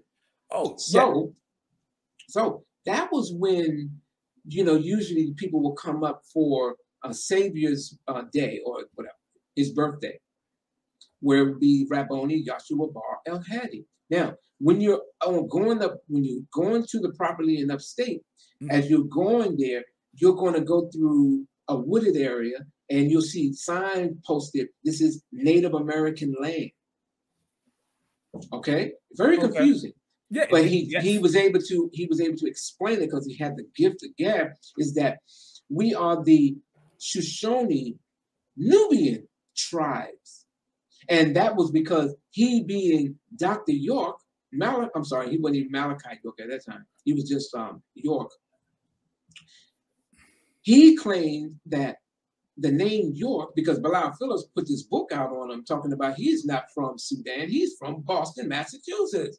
Right. So he posted his birth certificate in a book, and in that book, it lists the name York, and then he said that upon realizing and knowing the family line, it turns out that I'm related to Ben York of the Lewis and Clark expedition. And Ben York married a Shoshone woman, and that in the book Black Indians, I forget the guy who wrote the book. It's a red book with black and white photo. It's called The Black Indians. I'm just about to say his name, but anyway, on page 2 of that publication, you see what appears to be a black Indian female by the name of Diane Fletcher, and your claim that is his aunt because he's really a Native American. Okay, so York can find himself in any story. So because of Bilal Phillips coming out with that book, a lot of things had to change.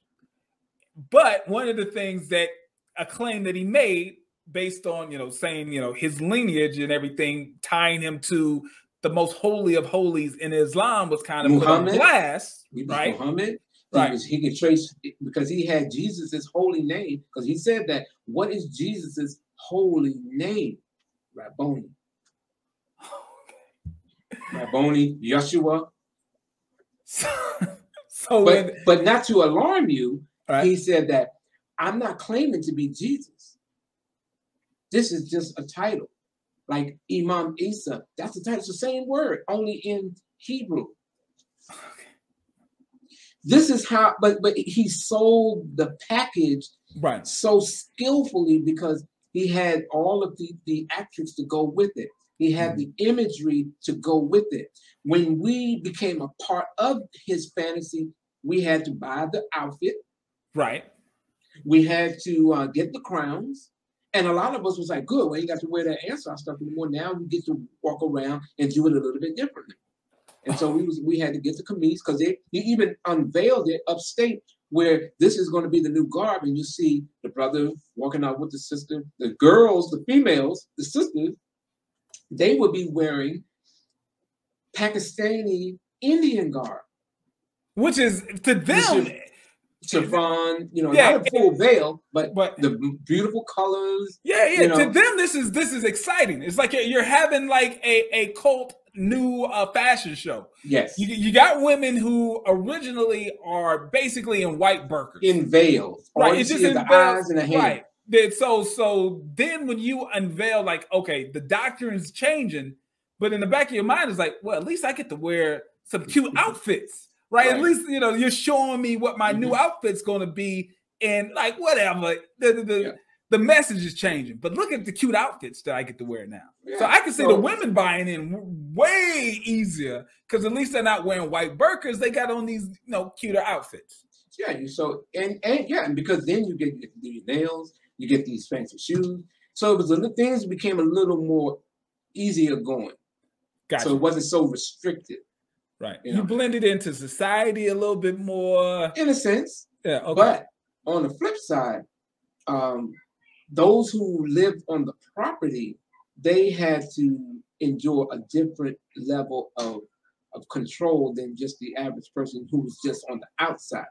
Because by the time he got the property and some people were living on the property, it became much more difficult, because the men, all you did all day was work.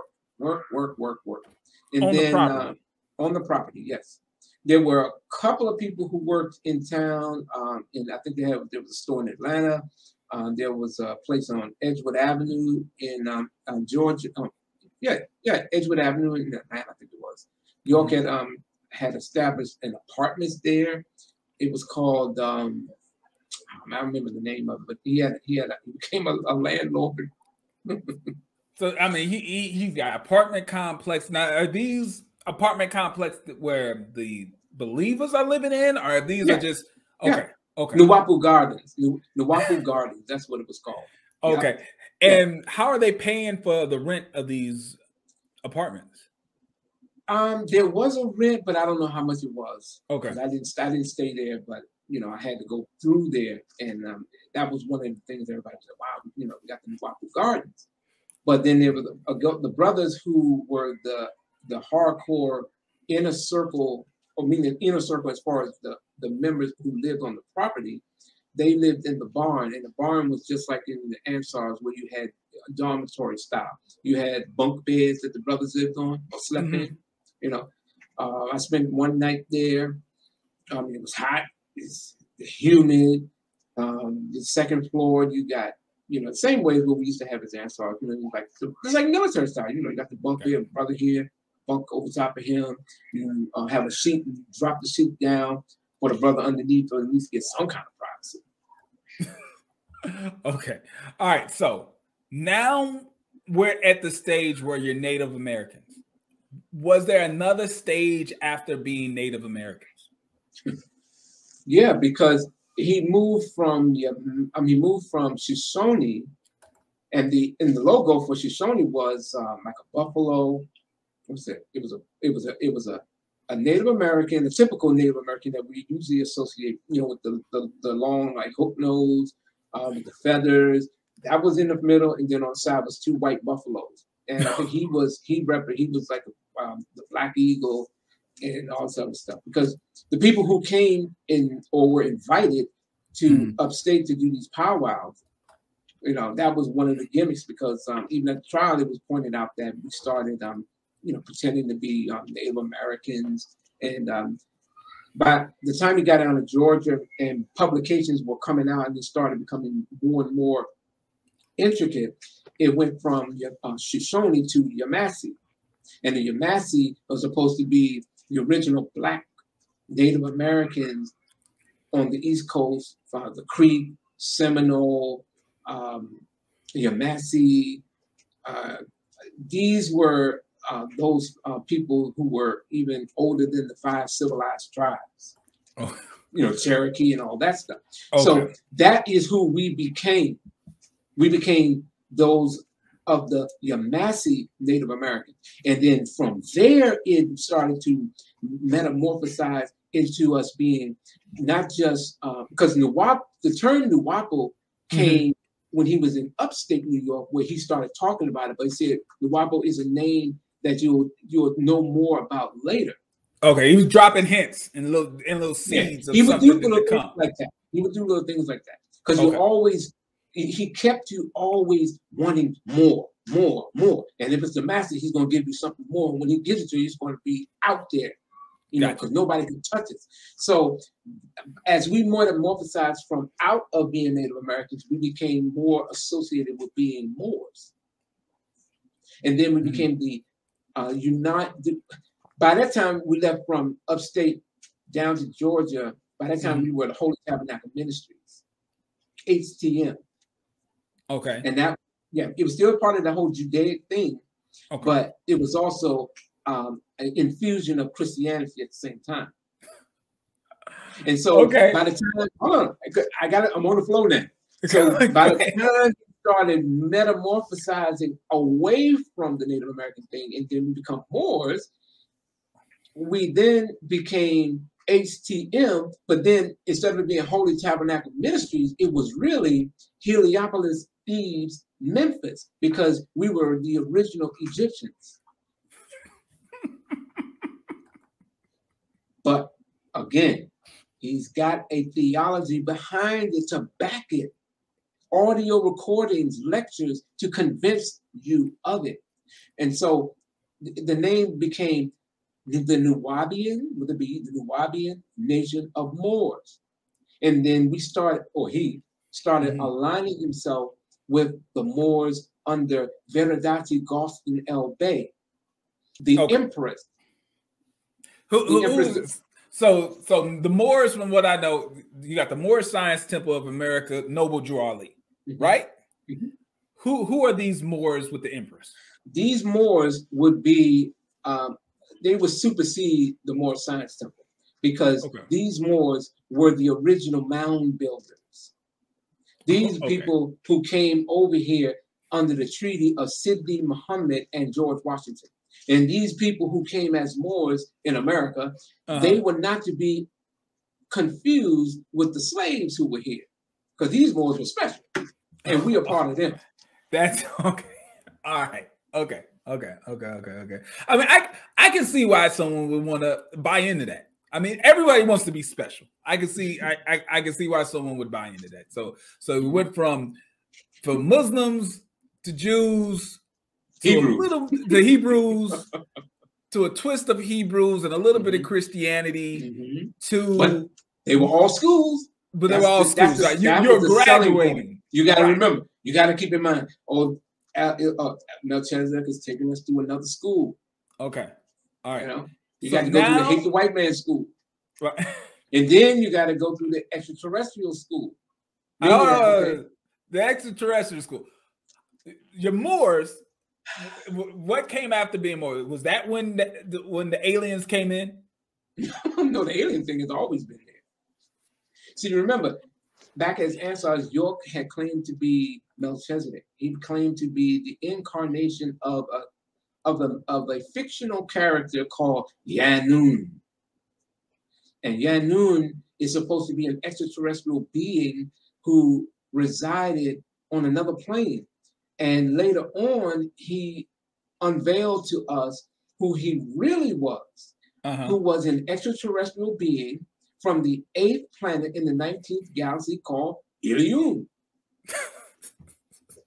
So, did any of this space stuff, did it have any foundation in real, like science-based stuff? Like, was there any type of, because I mean, the alien thing, all right, whatever. But does this galaxy actually exist? Like, is there some sort of star map where you can point to? No. Okay. But York had his artists construct a 19th galaxy. And he released it in a poster. Yes, you had the 3 sons of Ilium, Utu, Asu, Shemesh. And then Risk, his planet, resided right down there. And it made its orbit all around. But by him linking in with the Zechariah Stitton's teachings, he was able to incorporate that into it. Say, oh, well, Risk is here. And on the other side of the galaxy is Nibiru. Okay, see, I remember a lot of talk about Nibiru in 2012 because there was all those conspiracy videos on YouTube. I've been rocking on YouTube for a long time. No, because there was a book called 12/12/2000. Okay, that was what I know what you're talking about. Okay. And it was doing that, but see, now York started pushing the whole Nibiru thing in September of 1992, because that's in Zechariah Stitton's book. Okay, that's when he started that. And then the publications started being converted into that philosophy. So York would have in the books, he would release a book called The Man from Planet Risk. And he would talk about that. He arrived, first he said he arrived at the signing of the comet Bennett, or that he came to, he first came to Earth and inhabited the body of this young boy, York. And he would follow him throughout life. And in 1970, that's when he would manifest himself as that being Melchizedek. But he later changed the philosophy that it was Melchizedek who piloted the great craft Nibiru and came to Earth. And then he was dropped off. And Yanun was that being from the 8th galaxy, from the 8th planet in the 19th galaxy. This is a lot. This is a to me, I feel like it was a tactic to just be overwhelming with the storyline. You make the storyline so overwhelming. There's so many layers to it that you kind of, as a rank and file member, you kind of just say, man, I'm just going to clutch to the little piece that kind of makes sense to me and roll with it, because there's no way that I can follow all of this stuff. A lot of people felt like that. So, but keep in mind, he released book after book after book, verifying this stuff, convincing it to you, because then you can read it and then you can see, here it is, it's his opposition. Books that were taken from Sitton's writings and a whole slew of other writers. The straight plagiarism. Absolute plagiarism. Okay. Yes. Mosaic plagiarism. But this is pre-internet, if you didn't have access to these books, to you, all of this stuff is original material. Well, the internet was active, and York seized upon it. Really? Yes, because we had a brother who worked at America Online. He actually worked in the office. And so he set up the... Give me 1 second. I got to explain to some of my younger audience who don't understand. They don't understand what America Online was, okay? America Online was one of the earliest internet service companies in the country, where they would literally send you a CD-ROM disc in the mail. Most of these people didn't even have a computer in their house, but they would get a CD-ROM disc in the mail where you would put it into your computer if you had one. Then you'd also have to plug your computer, not up to Wi-Fi, up to your telephone line, your land. See, we got a few younger pocket watchers who have no idea the words that are coming out of my mouth. But there was a landline phone, and you got on the internet through the landline telephone. It's these archaic stuff that y'all don't understand. But okay, so someone was working at one of the early online companies. It was America Online. Yep, and he put York on, and we had established our own group, and we all had to get a computer, because he would go on every Sunday at 7 o'clock, and we had to be there. In DC, we were a fam in DC. We had another brother who, Gerald, he was Forward 9. You had people in Baltimore. You had everybody there. So when we did, we would get classes online.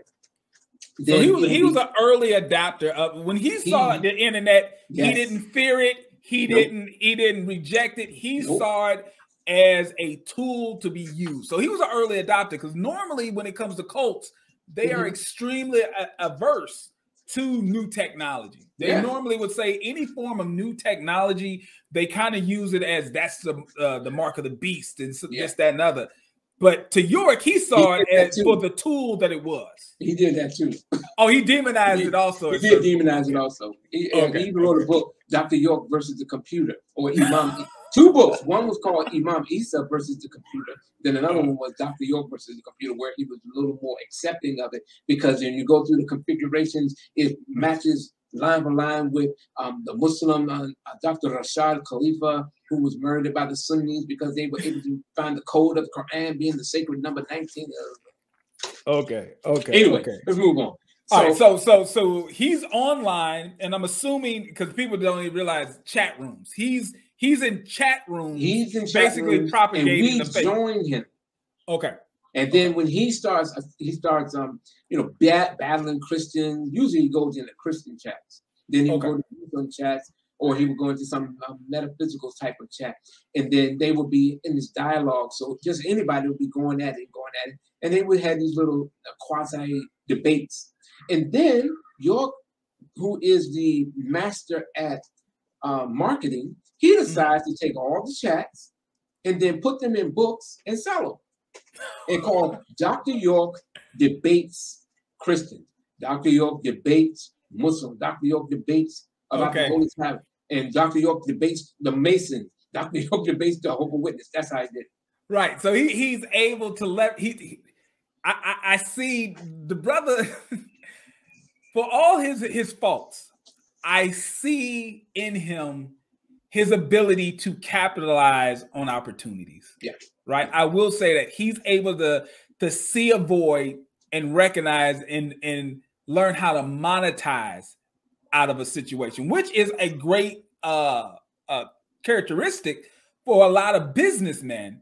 It's just that he's in this space of a cult. If he could have maybe been in another space, he could have actually used his ability to monetize in a way that would have been, not hurtful to other people. So we have always said that he could have been one amazing writer of science fiction. Oh yeah, the stories. Yeah. These could have been movies instead of people. So I'm sorry. In a nutshell, because I wanted to finish this last point. So by him aligning himself with the Moors down in Georgia, he then started releasing little publications and newsletters about Moors and the original Black Indians. So it was a combination of the Black Indians as well as the Moors. And then as time progressed, the Moors then metamorphosized into us being the Supreme Grand Masonic Lodge, or the Supreme Nuwaupian Grand Lodge. Okay. And then from there, it moved into the shrine, the ancient order of the Mystic Shrine. All right. So and he literally began. So now you went from Moors to Prince Hall Masons. No. Okay. All right. You were better than a Prince Hall Mason because you were international. You didn't have the G. You had the pyramid. Okay. Because you were an Egyptian order. And then from there came the ancient Egyptian order. And then that metamorphosized into the Holy Seed Baptist Synagogue. So now you're back to being Hebrew. He started reverting backwards. Okay. All right. So and then he established the ancient, it was called the Egyptian, well, I don't know how it has to go. Hold on, because I got to the order Harass Christ. Oh my God, I forgot how it goes. The Egyptian Church of Harass Christ, where you had, yes, you were an Egyptian Christian, but not Coptic. So he had a little bit, you had the Christian here, this is for the Christians. You were no longer a part of, he was no longer an Anunnaki, meaning he was no longer the grandson of Anu. Okay. He then moved away from that, and then it became, he was Amanubi Ra'akata, which was a mystery ancient Egyptian pharaoh. He started that back in the 1990s, but he really promoted it in different stages all throughout the 90s. So is he completely done and not mentioning the alien thing anymore, or is it just a different angle? It was a different angle. It was a different angle because the whole Nibiru thing it reached its peak in 1997 when the Heaven's Gate cult, when they committed suicide. Okay. And these are the people who are on the West Coast and they all had the Nikes and the little weird haircut. Okay. Okay. Yeah, because he was, the whole thing with Hale Bop. And he was giving lectures because he was just rolling out books. Hundreds of books were coming out. Audio CDs were coming out like water. Okay. And he was putting them out in these lectures he was giving every Sunday, Saturday, Sunday, and sometimes Wednesday. He would give these lectures, and they immediately released them. And so when he was talking about Hale Bop and things like that, people, they thought we were going to commit suicide, because we were, by that time, that's like you saw in the video where the brother said, "Oh, Dr. York, he's from the planet Risk." So they thought we was going to start doing the whole Heaven's Gate thing, right? And his whole thing was that why are we building all of this, these pyramids out here in the middle of Georgia if we're going up there? So that was what he was trying to get us to do. However, we were still supposed to be waiting for the return of Nibiru. Okay. All right. So that's another carrot on the stick type of thing. It's another thing to keep people kind of tied in. It's like we're almost there to the promised land. Yeah. Almost. Not completely, but not quite. But until we get there, keep turning in. You still got I have left a lot out, but for the sake of time and because I'm just trying to jump to various prominent stages of the development, I'm just going through it like this. Because when we was at one point, the sisters were Eastern Stars, had the full regalia. The men, the older men for the most part, or guys who were in the Red House, they had the whole full regalia of Shriners, Black Shriners, not Prince Hall. As well as the Nuwaupian Grand Lodge of Freemasonry. So when in 1999. York had officially launched his Nuwaupian Grand Lodge thing. So me and a brother named Jonathan Johnson were the only two brothers that were asked to come down and get raised. So he said that you're gonna ride the goat, and hold on, you ride the goat. Oh, that's a Masonic phrase. Oh, okay. No, yeah, that's something now in light of everything else. But right, okay. But we were to go down to Solomon's Temple, and we were going to get initiated into the Nuwaupian Grand Lodge. And you from the entered apprentice, fellow craft, and master mason. So we went through the whole 3 degrees that night. And of course, it's the whole thing that any other Masonic or fraternity, there was hazing going on. The whole ritual, the cable tow, all of that. We went through it all. Got beat, the whole thing. Yeah. Okay. All right. So when you went through that ceremony and you came out, what? I'm assuming you came out with a new rank or new title, or what happens then? No, you didn't have any rank. No, you were just still a brother, but you just was in the lodge. Okay. And eventually we're trying to get other people into the lodge who were members. Because what type of new privilege do I have because before I'm not in the lodge. What's the thing why would you want to be in the lodge if it didn't give you some sort of now heightened authority or rank? Because the master said you have to join the lodge, because in the lodge you're being given certain secrets that are sacred. Okay. Although you didn't get them, nothing you couldn't find in other books, because same thing with the ancient Egyptian order. These were little hustles. These were did it cost money to become? Everything cost. Okay. Everything cost. Listen, you had to get your lessons. Okay. You had to get your apron. You had to get your ring, because I had to get it. Now I got it.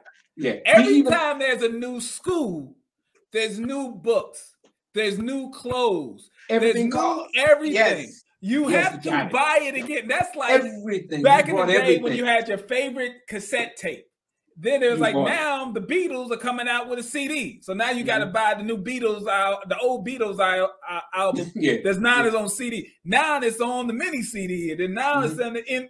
So he's coming at basically the same thing. He makes a little twist, and now you have to buy it all over again. Yes. Okay. Even down to the ring, because he would be wearing a mysterious red ring, a gold ring with this red, and on the inside is a gold eye of Horus. And you wanted that. So in order for you to get that, you just got raised. You come out the next morning all sore, broke down, beat up, whelps on your legs, your back pinched.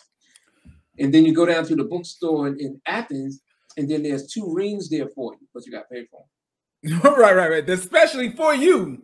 Not real gold, but his is gold. But yours is gold plate. It'll last for about a month. Okay. All right. Now it's starting to make sense. Every time something changes up, obviously there's new stuff that you have to buy. To get into the lodge, you have to pay your way to get into the lodge. Yeah. And then obviously if you want to be, you have to have the right clothes on to do it. So you got to now buy the clothes. Also, in addition, you still have the ancient and mystic order of Melchizedek. What the hell is that? That is another mystical order within the organization that goes all the way back to the Ansars. So and how do you get into that? Well, you as a member, you join, or you're encouraged to join, and then you have to get your lessons. And there's about 19 lessons, little pamphlets that you have to purchase in order to study, in order to practice the proper ritual. Okay. So you had to kick out for that. Then you got the ancient Egyptian order. And in the ancient Egyptian order, you got to pay to become a member. And then you got to pay to get the product. You have to pay the meditation CD. You have to pay for the garb. When you see James Ingram with the whole Egyptian headpiece and the whole thing that you see, that by that time it was the ancient Egyptian order, you had to buy that whole outfit. Everything costs. Everything costs money. Okay. That part makes sense. All right. So now we're in Georgia, and they're building pyramids. as we saw, there was pyramids and stuff on the ground. Now, in the thing they talked about, this was going to be an Egyptian-style theme park. Yeah. What's going on with this Egyptian theme park in Georgia? All right, real simple. You see, the problem for the ultimate downfall came with the zoning issues. Okay. And the zoning issues stem from the fact that when you're building on that property, and you have to get a permit for that for something to be built on the property. Right. Okay. So right. in York's case, here's where the downfall occurred, and you saw it in the video. As a matter of fact, that video was seen by the officials in town, because what had happened, so yeah, dumb it was. What had happened was that brother that was giving a tour, right? He made a mistake and said that that's a dance club.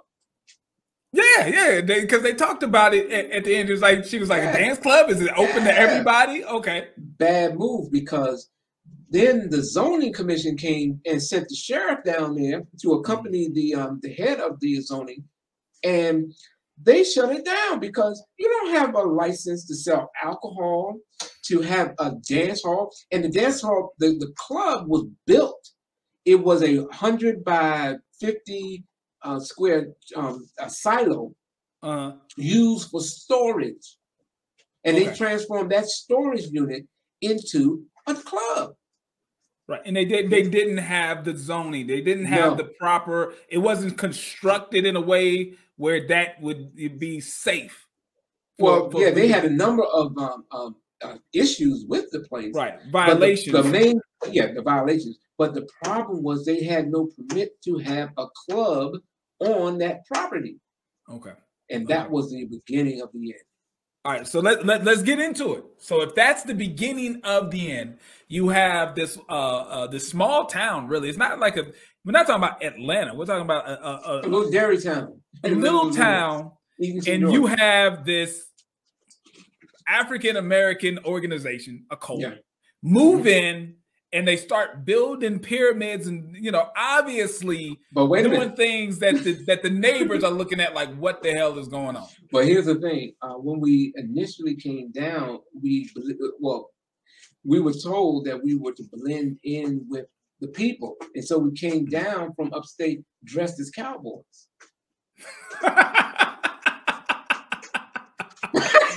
I know this is hilarious, but that's what we did. That's what we did. So were the people of the town dressed like cowboys? No.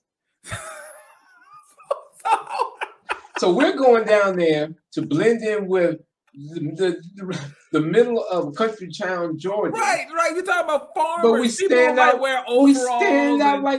We stand out because we're just like cowboys. So you black cowboys, like the whole thing, like the 10-gallon hat.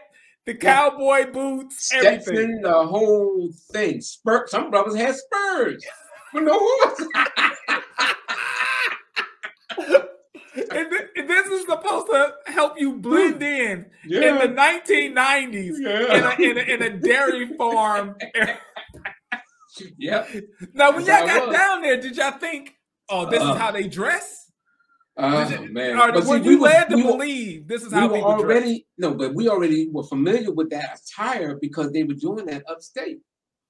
So they're already dressing like cowboys. York was wearing the cowboy hat and the elaborate printed shirts with like Native American printed shirts. Wally, one of his right-hand man, he was wearing the whole jean, the Stetson boots. I had his boots. He gave me his boots. Brother, when he gave me his boots, and the joint had holes in them, right in the foot. But I didn't care because I had the master teacher. You got the master teacher's boots, baby. Man, I was stepping. I get on. Look, let me tell you what's so funny. Because of course, he's taller than me, and I wear size 9.5. And he was like a 10 or 11. Right. And I'm wearing these boots, and they pointed, man, I get on the bus in Southeast DC, man, they would be laughing. They said, dude, we got some roach killers. I was getting killed, man. Like, they couldn't tell me nothing, bro. Yeah, because inside you had the master teacher's boots. I had my Hopalong Cassidy white hat. I had my little shirt with the little you see the little tie. It's like the little bolo tie. Like I had the bolo joint. I had my Wranglers, and I had Dr. York's. And this was in like DC. This was in DC, coming out of Southeast DC. Man, but I had the boots, man. It was hilarious. Even the brothers inside was laughing at me, but I didn't care because I was like, I got the master boots. Okay. All right, so y'all down there in rural Georgia with farmers dressed like cowboys from a Clint Eastwood movie. Exactly. Yep. Good, the bad, and ugly. We was rocking it.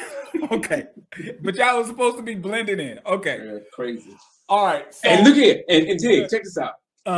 He was so sharp with what he wanted to do. He said, I'm going to invite Cleve Francis, a country western singer brother named Cleve Francis, to come and perform on the land, and I'm going to make him a Nuwaupian. Did he? No. Okay. Okay. Did he at least come and perform? He came. He came. But there was nothing to come to because by the time he started having like the first Savior's Day, because he had a stage. There was a stage. It was a black stage, yeah. Because when he it was the first time that when we all were going to have the Savior's Day on the property, he came out with an off-white outfit, Bert tailored with the padded shoulders, had his hair in a perm, had his little staff walking like a pimp.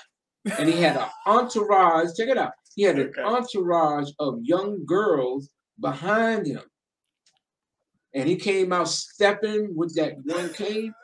You could, man, he was like, oh, because we hadn't seen him at that point by that time, because he had left from up, down to Georgia. Okay. And so when we had that Savior's Day, he came out and he was coming up the hill, and he had like 20 girls walking with him, and all of them had the Mystic Order of Melchizedek bag, and they put the crimson fez on with the tassels. It was something we had never seen before, and all eyes are beholding him. I'm sure everybody's okay. So now the city officials are on alert. Yes. They already don't like y'all. Yeah. I don't care what y'all was doing. Yes. They don't like y'all for one. Yes. Now you're giving them an in to come in and start looking at y'all a little deeper because you're violating city code because you're building structures on the land that you did not get permits to do. Exactly. And it became because of York's arrogance, and he wasn't going to take no for an answer. Every time they did something, here comes the zoning commission. And then the sheriff gets appointed in a position where he no longer is just accompanying the zoning commissioner. He becomes in charge of it.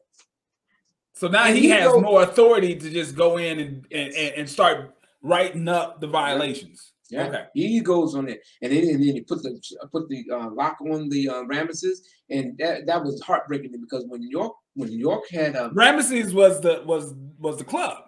That was the club, yes. Okay. Club Ramesses. Okay. Yeah. And it was beautiful. No doubt about it. It was beautiful. It was straight up club, and on the outside it was a replica of Ramesses' temple. Okay. But it was the brothers and sisters doing what the brothers was doing it, and they did some very good paint and carving and all that stuff. Yeah, it was very elaborate. And of course, that was the Black Pyramid that we saw. No, that would be the club off to the side. Okay. Because you had the club, and then you had Hathor Studios. He took York Records and brought it down to Georgia and named it Hathor Studios. Oh, he had a record. He still produced people there. He was still doing music. Yeah, he was still doing music. People he was producing. Infume would come by. I saw him down there a few times. Of course, Blue Magic, they performed that night. Joe Texas' son performed. Left Eye Lopez. A lot of people came down there. And of course, James Ingram, he was, come on, Secret Garden, he was with everybody. So James Ingram was trying to tableek Stevie Wonder. He's trying to bring other celebrities into the fold. Into it. Okay. All right. So York doesn't care. He's continuing to build structures on this compound that the city is telling him he has to get permits for. What ends up happening? What goes down? Well, ultimately, he has to go into a hearing, and there's this constant thing in the media, and then the town press starts writing articles about it, and then there's this cult, and then they start doing background checks into who is this group coming that are here, and then they trace it back to Brooklyn. Okay, so by bringing that attention to yourself, having a conflict with the zoning commission, with the sheriff and everything, now you got the local press starting to do more than just see what's going on. They digging into your background, and then they're finding out, oh, this guy, he was implicated in this situation, that situation. You know, it's a cult leader. Then the picture starts to form. And then as a result of that, the Atlanta Journal-Constitution did an article or some expose on it. And then an individual, Pauline, saw it, and then she wrote a letter to the editors there as well as the sheriff, and was explaining to them that there is some sexual battery taking place on the property. And then that is what set it off. So it was a sister. It was a sister who was one of York's concubines with a child with him, who put the word out.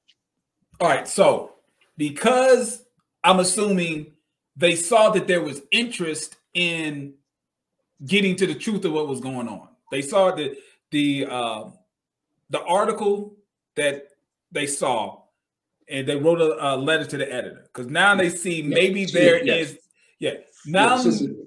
now they see that there is a media outlet that may actually take up the story that they want to tell, or the information they want to use. Yeah, because the press started becoming nosy, and then they started having hidden cameras, and they'll go on the property, and people would do, stand outside. It became it was a publicity on one hand, but then it just went in the wrong direction, because then they were being constantly labeled as a cult, which is something that York hated. So he always told us, if they call you a cult, you just say culture. See, by doing that, then you can't be really a cult, because you're a culture. Because you don't know the etymology of the word cult. You see, the word cult comes from the etymology of the word for culture. So we are a culture cultivating our culture. Okay. All right. So now that there is a seed dropped, that there's possibly some sexual abuse going on in this group. Through a letter to the editor. Yeah, that's that's the first domino that drops. What happens next? There was an investigation that was put in motion. It took a while. People complained about it. They took too long, and some even tried to sue the sheriff for not arresting York sooner. Really? Yeah. Yeah, there were 2 lawsuits for $100 million because Sheriff Howard Seals didn't arrest York sooner. These were members. So was there already reports that were being ignored by the sheriff, or what was the grounds of the lawsuit? You know, it's really in general. On my YouTube channel, there was a sister who after I had talked to him, she wanted to talk to the sheriff and ask a question. So she went down to the sheriff's office and interviewed him. I hope she told him that it was a recording, because she recorded it, and I put it on my YouTube channel, where he was explaining that when the sister wrote the letter, they did investigate it, but that he was getting stymied by the then governor at the time, because York was able to. This is interesting, because York was pretty.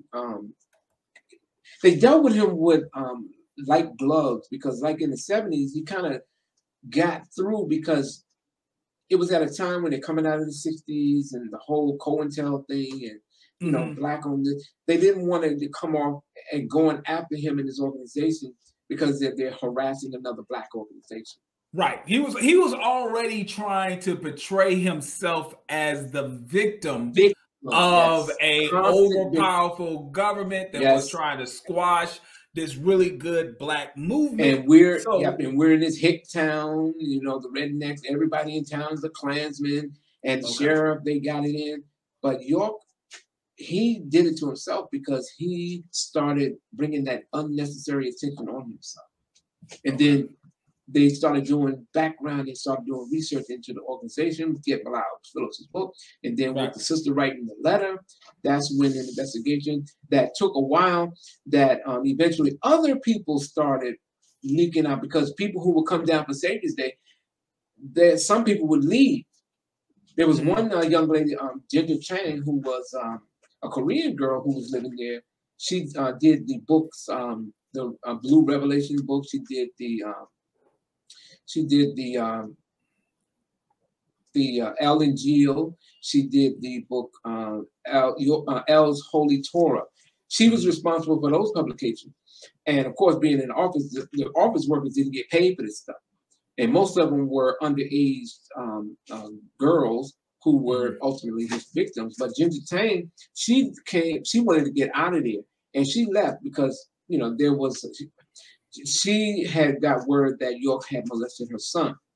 And so she literally got on the bus with a group going back to Philadelphia. And then she put the word out about it as well. And then there were other people who left, and they started putting it on the internet that they started, because like York was on there, his handle was Egypt 3x3 with an I, Egypt 3x3. And so they would send those bomb emails to everybody that's on his email list. Right. And there was a lot saying still effing 7-year-old boys, and they put those things out. And so this was, most people don't know about that. I mean, at least I know, you know, just general people understand that, you know, there was child molestation of young girls. Yes. I don't think they kind of talk about as much as the child molestation of young boys. Right.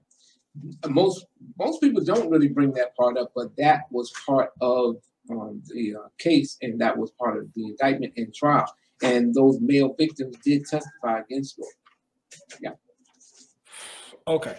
All right. So even his closest concubine, Kathy Johnson, he was molesting her youngest son, who is in transition now. My God. Okay. All right. So now we have the government looking into these allegations of sexual molestation of young girls and young boys. So the sheriff was explaining that he wasn't given the green light, if you will, to really go in on them. And it wasn't until something that George Bush had done that gave the okay to be able to fully go in on it, investigate, and then try to go to the prosecutors or officer or whatever and get a search warrant. Gotcha. And yeah, musical soul trial. Somebody put in the chat, musical soul trial. Yeah.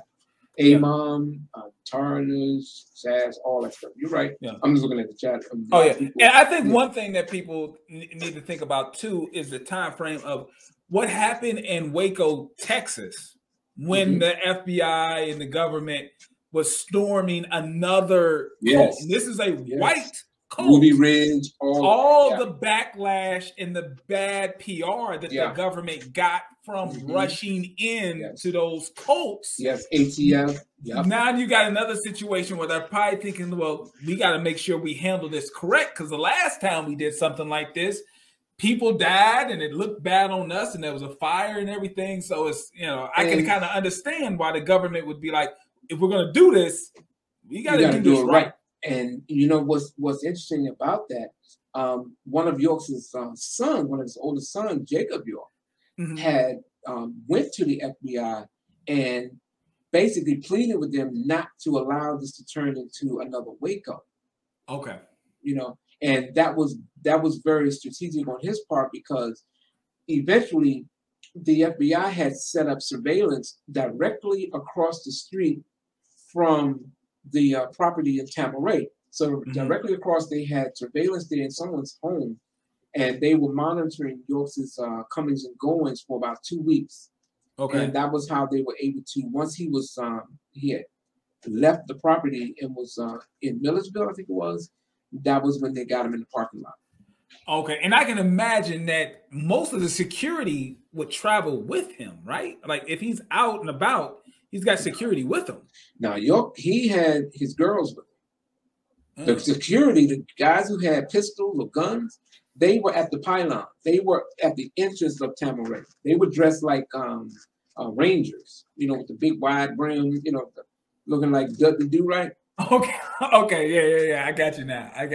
So he didn't. So they waited for him to leave the compound. I guess they noticed and they was able to get his pattern of behavior. He would leave and he wouldn't have any security with him. So that would probably be the best time to arrest him. Yeah, but you know, it's kind of, I don't know how to really put it. You know, York, he wasn't roaming around town with a big entourage of security. He wasn't like that. He would be out with some of the girls. He would be with Viva, Sakina, Safat. He would be with them, the girls. You know, Khadija, Marion, Astir, Nicole. He would be with all of them. But the brothers, they was working on the property. The guys who were doing security, you know, had their walkie-talkies and everything. They just doing what they do, to, you know, keep anybody from running up on it. And then let me tell you how deep it was. Okay. They got so thorough with it. Remember, York had developed this con lane going all the way back to around 1990. Was first called Nubic and then Nuwaupian, which was because the kids were taught Arabic and were you have to pay for instructors to teach the Arabic. We have Sudanese Arab speakers to teach the children as well as Moroccans. So over time, you know, these children developed their own dialect of Arabic. You know, and York saw this kind of like a slang. Yes, a form of Arabic slang that York was able to transform that language form and sell books called Nuwaupian. He marketed a lot. He knows how to monetize something. So he sees these young children who were being tutored and taught how to speak in Arabic. Yes, but as children do. They naturally start to kind of have their own slang where it's kind of half Arabic, maybe half English, and it's like an inside thing. Yes. He sees that and says, I can make some money off this. And he did. Because we bought it stock and barrel because we was like, oh, now we finally have a thriving culture. We don't have to worry about the Arabs telling us how to pronounce Arabic words. We got our own language. We got Nuwaupian.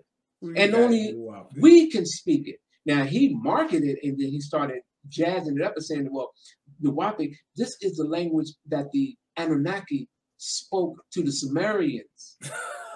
And then when we got into the Egyptian thing, he said that, well, the Sumerians, the Anunnaki, were really the Neteru of the ancient Egyptians. And Nuwaupian is what they spoke. And here's the script. So the script went through various stages. You had this funny looking, weird kind of writing that looks just like the writing in that episode of The Twilight Zone called The Visitor. Something like that, where Ed Cassidy, the guy who played Lurch on the old black and white Addams Family, he was this alien, and then he pulled out a book. And I know this episode. I know. I'm not going to spoil it. I know that. I used to watch a lot of TV with my father, so I know this episode. Go ahead, please. I know this episode. And so in that episode, you notice he has this book. The book, yes. And on the cover of that book, that was the writing that was the early Nuwaupian. And for the people who haven't seen this episode, I'm going to spoil it for you. You're never going to watch this episode. But it's an episode of the Twilight Zone where this alien comes down and he has this book and they're getting people and the people are coming on the planet. He's supposed to be taking, I think he's taking the humans to his planet or whatever. And the scientists are trying to translate the book. And at some point, maybe halfway through the episode, they find out that they're able to translate the cover of the book. And I think it's To Serve Men. Right? Isn't that what it was? Yes, that like, was the name of the episode. Yeah, the name of To Serve Men. To Serve Men. So that was the name of the book. So that kind of put everyone at ease. They're like, oh, okay, he is here to help us. Then at the very end of the episode, when the scientist, the lead guy who was against everything, he even believes that everything is good. He's walking on to the spaceship. His assistant comes running out and she says, we translated the rest of the book To Serve Men. It's a cookbook. The door shuts on the scientist and he's whisked away into space. Now, it's been years since I watched it. But that's you got basically it right down to it. To Serve Men. It's a cookbook. Yes. That's the language that was your Nuwaupian. Yeah, that was Nuwaupian. Yes, that was the early form of Nuwaupian, and that was the Nuwaupian of the Riskian. It was called the Riskian script. This is the script that the people of the planet Risk spoke and wrote. That was that, and then it metamorphosized into another form, which was like taking bits and pieces of millionaire, Egyptian writing, and then through the innovation, he started developing new words, adding Latin words, Hebrew words, Spanish words, French words into the fold of the Nuwaupic vocabulary. Right, you gotta fill in the gaps because obviously the children only had so much that they were talking back and forth, so he has to fill in the gaps. Exactly. Yeah. Not the whole entire vocabulary of Nuwaupic they were speaking. No, this all came over time. Okay. You know? Okay. And so book after book after book. Matter of fact, the first one was the third one was because at first it was just these two little, like maybe 5-page little pamphlet, real thin. Right. And then it metamorphosized into this big book of 600 pages, 300 pages. Okay. That thick, called the Teacher's Guide, the Guide to the Nuwaupian Language. And you're buying every time a new book comes out. You're instructed to buy. You're buying these books. You had to buy the book. And I mean, this is why when we get into this whole economic thing, he made millions off of these gimmicks. Mm-hmm. Millions. Gotcha. In addition, he's making millions off tax-free money from the brothers who's turning in hundreds of dollars a day for years.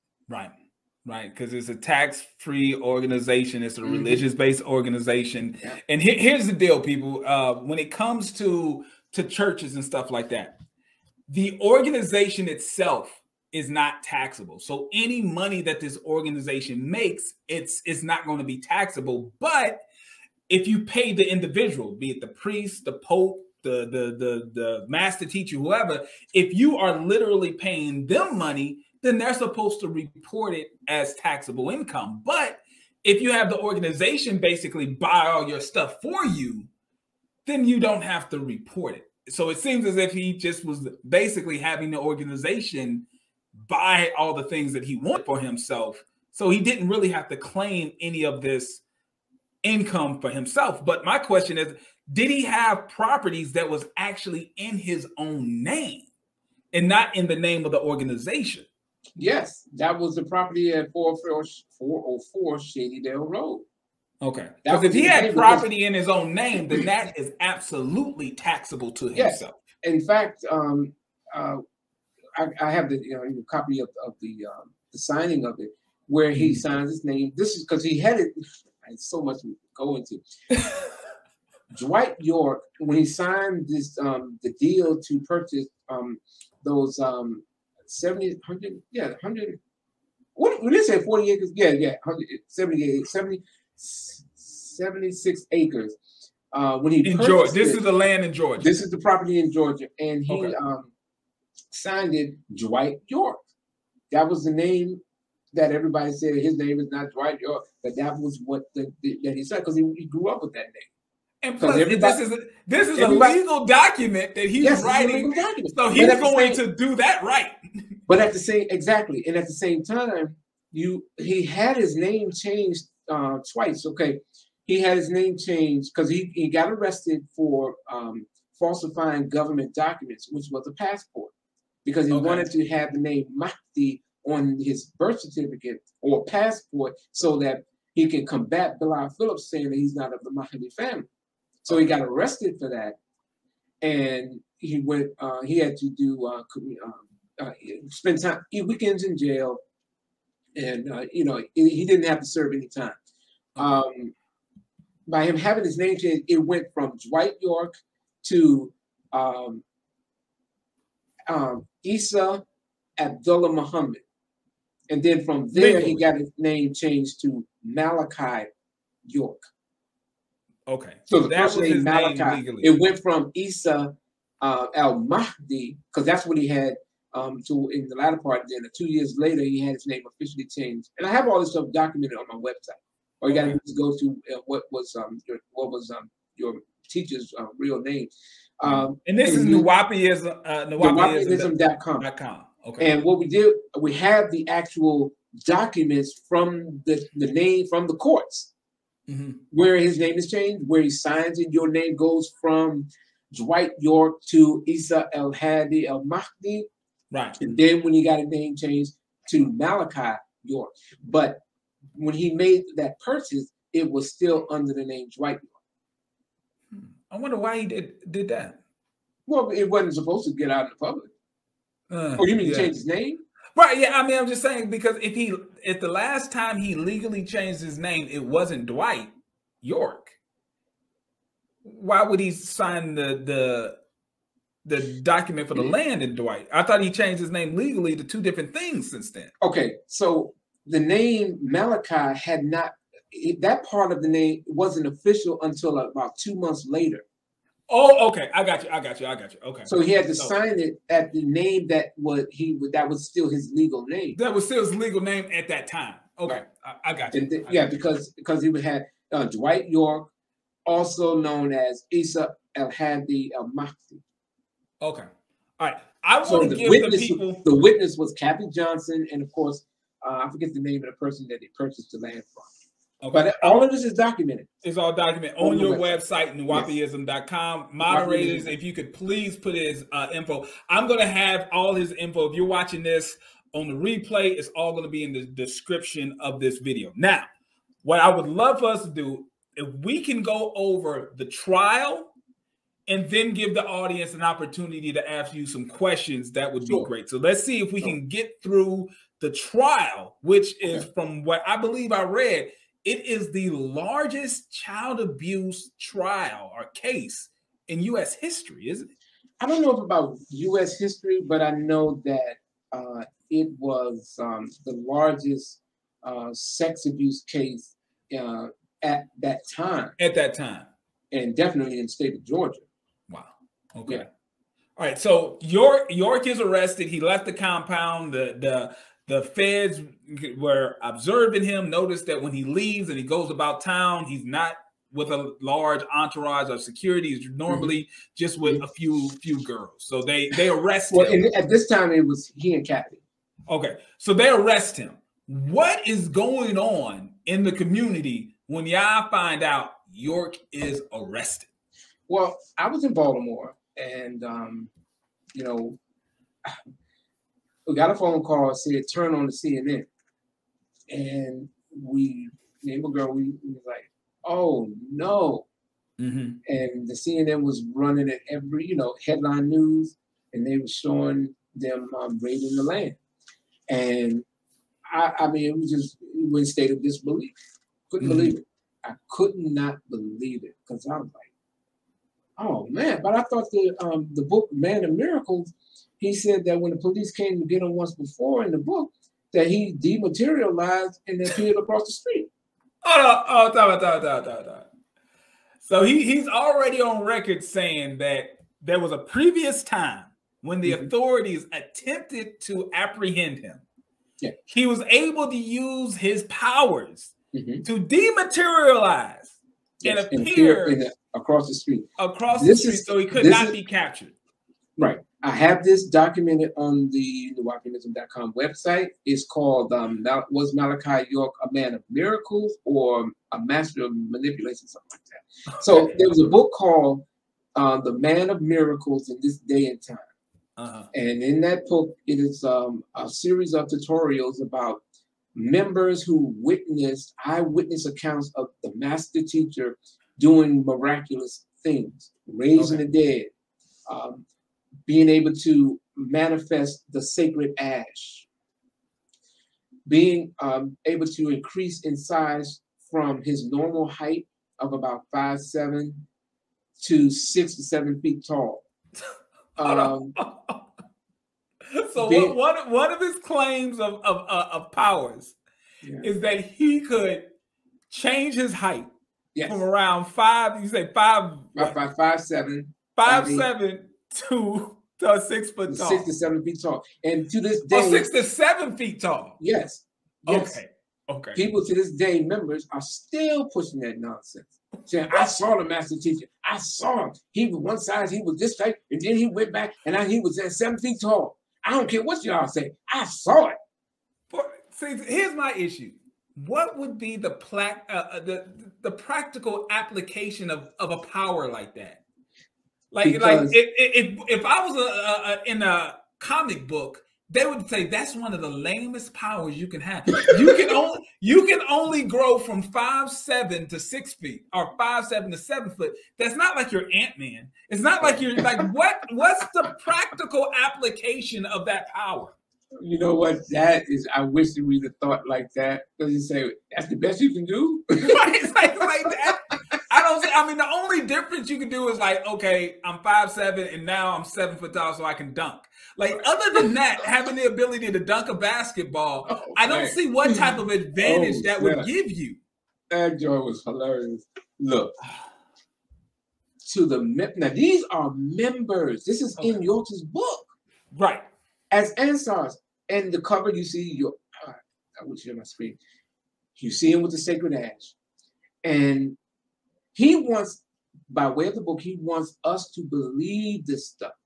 Okay. Because he's saying he is the man of miracles. Gotcha.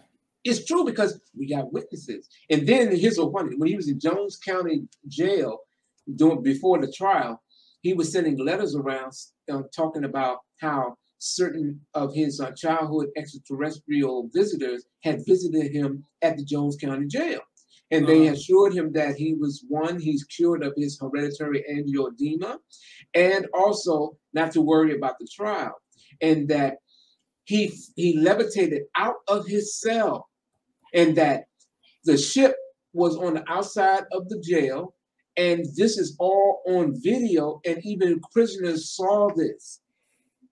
This is what he. This is the reports that the believers are getting. No, this is York writing letters to us. I put it on my website. I got the letters off of a Nuwaupian website. So he's saying that he's levitating in his cell. Yes, I did a video and an article on it. That people are witnessing. They're seeing the flying saucer outside of the jail cell. And this is what video. Is this something that's happening like during the trial, after the This is before the trial. This is before the trial, so he's just like in the hotel. Okay, but he's still locked up though. But he was he's still locked up. Look, listen. In later publications, he said that he allowed himself to get arrested so that he could determine who are the real and true followers. That's why he allowed himself to be taken away. The same way he said that W.D. Part, he's going to come back in his own due time and prove to the world that he is alive. Okay. So York is doing that thing. So he's done. Okay. So now him being arrested for child molestation and being put on trial isn't a test for him. It's a test for the believers. Yeah. And if they're true believers, they will continue to support and continue to give him money to help him. All of this, because they had, listen, they were requesting monies from everybody because of the legal issues and the legal fees that had accumulated. They had to raise near over $2 million just to pay the attorneys. Right. Yeah. $2 million. I mean, this is, we got it documented. All this is on my website. I got there's an article ask Prince York is Malachi York, was Malachi York born in Ghana? And in that we have all the documentation from the office that of how much monies was collected and how much it cost on these legal issues. And it's right there for the public to see. All right. So money's being raised. It looks like he has a $2 million legal defense fund. What happens in trial? Because there's two cases. There is a state case and there's a federal case, right? All right, here we go. Right. This is how it goes. All right. So initially, York pled innocent when he was charged. He pled innocent to the issues. Okay. Right? Okay. So he went with that narrative all the way up until discovery came around, which was that his blood work was analyzed. Okay. And so when it was sent off and it came back that he had it had herpes simplex 2, as did two of the listed victims. And these are underage children. Yes, these at the time were underage girls. These were the listed victims of the 18 or 13. These were a part of that. And what had happened was York was advised to plead guilty because it would be a difficult task to try to prove to the jury that you, the leader, and all these things associated with that, and you have a sexually transmitted disease that also at least two of the victims had. Right. Okay. And so that up to that point, he was saying he was innocent. He was saying he was innocent. But when the medical stuff came out, he was advised by counsel. Yes. And that's when we see York in the state and the federal venues pleading guilty. In the state, he pled guilty to 208 counts of child molestation. That's not saying 208 people. Right. Just it's a different 208 documented times where incidences that engaged in the activity. Yes. Okay. And by him pleading guilty there for in the state child molestation, there was a case. There was rape and witness tampering. And in the federal venue, he pled guilty because there were 4 counts that he was charged with in the federal. And so he pled guilty in the state and federal in January of 2003. Now, what had happened was his plea was accepted in the state.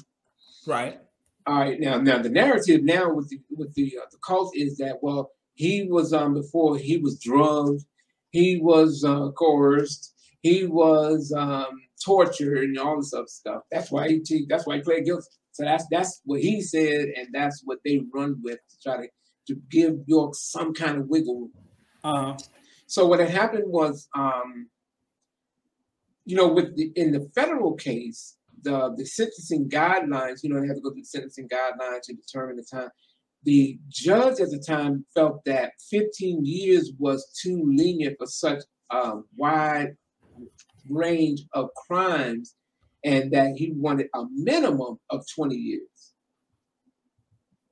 And because that agreement was not reached, then it went to trial. So York in the state never retracted, never took back his state guilty plea, nor did he take back his federal guilty plea, but his attorneys on his behalf, even though he himself said that he doesn't care one way or the other. His attorneys on his behalf said that we would like to pull back the guilty plea, but it was rejected because York didn't even want to accept it. But that was because the judge didn't want him. 15 years was just too lenient. He wanted 20 years. So that's when it went to trial. So all the way up until that trial, which was to take place in January of 2004, York had his legal counsel, and then he fired his attorneys and hired a substitute attorney for the state case, which was Adrian Patrick. All right, real quick, I want to take a look at it. I'm going to put up here on the screen, and we can see, I believe this is him in the state, right? Yes. This is him in the state court actually pleading guilty to the state case of child molestation. Is that correct? Yes, that is the state case. All right. So influenced by alcohol, drugs, or narcotics. You understand you're charged with 40 counts of aggravated child molestation. That you could receive a maximum sentence of 30 years in confinement for each count. That you're charged with 34 counts of child molestation. That you could receive a maximum sentence of 20 years in confinement for each count. That you're charged with 1 count of sexual exploitation of children, and you could receive a maximum sentence of 20 years in confinement. And you're charged with 2 counts of influencing witnesses, and you could receive a maximum sentence of 10 years in confinement for each count. And that you could receive a minimum sentence overall of 10 years on probation. I'm telling you the most and the least. You understand that? Actually, Your Honor, it would be 10 years. Aggravated child molestation, minimum 10 years in confinement. But on them would be 10 years. You understand that? You understand you have a right to an attorney, and in fact, your lawyer, Mr. Aurora, is here with you and representing you. Is that correct? I'm going to inform you of certain other rights that you have, Mr. York, and inform you of the fact that if you plead guilty, you give up these rights. You have a right to trial by jury. You're presumed to be innocent. You have a right to confront any witnesses the state presents against you. You have a right to subpoena any witnesses you want to appear and testify for you. You have a right to testify and offer other evidence if you want to. You have a right to the assistance of an attorney during the trial. You have a right not to incriminate yourself. You have a right to plead not guilty or remain silent, not in any plea, and in either case automatically obtain a jury trial. You understand these rights, and understand if you plead guilty, you give up these rights. You heard the recommendation the state made. Is that the recommendation you understood the state would make? Did you, in fact, do what the district attorney, Mr. Bright, told me you did? How do you plead, guilty or not guilty, as to all the indictments that were cited by the district attorney? Did anybody force you or threaten you in any way to cause you to enter this guilty plea? Did anyone promise you anything to cause you to enter this guilty plea? Are you satisfied with the services of your attorneys, not only Mr. Aurora, but your other attorneys? Were you able to hear and understand my statements and questions to you? He's under oath, let him enter his plea. Your Honor, we've drawn up this withdrawal of not guilty. all right, so that was him confessing and pleading guilty to the child molestation charges to the state. And you know what's interesting in that? Yes. The gaslighting is being perpetrated on the people by way of the cult, because they're saying he didn't plead guilty. He didn't say anything. What? All he did was move his head. He didn't plead guilty. That's what they literally. You can hear. I heard it today on one of their own groups. In one of their YouTube channels, they were saying, see, the master did not even plead guilty. We just saw him saying, yes, sir, yes, Your Honor. Mm-hmm. The judge even asked, were you influenced by any way? Did they promise you anything?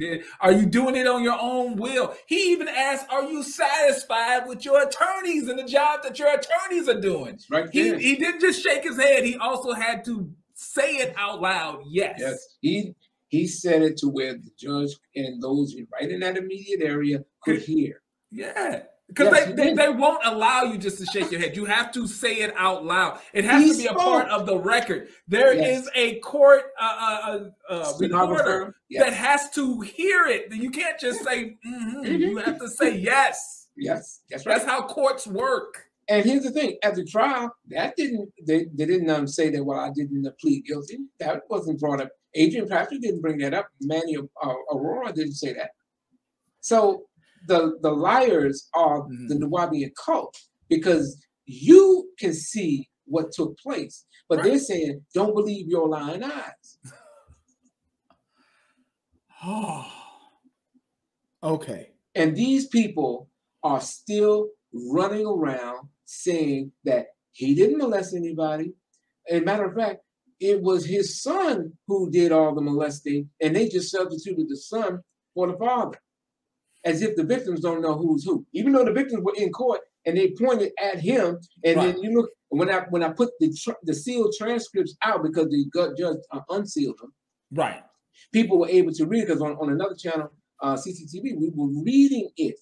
Me and one of the victims were reading it. I read the part of Adrian Patrick cross-examining Tariq Noel, and he was reading it himself, and we were going over it. And we could see that, they tried to tamper with the witness to get them to say that it didn't happen, so that there would be a discrepancy in it.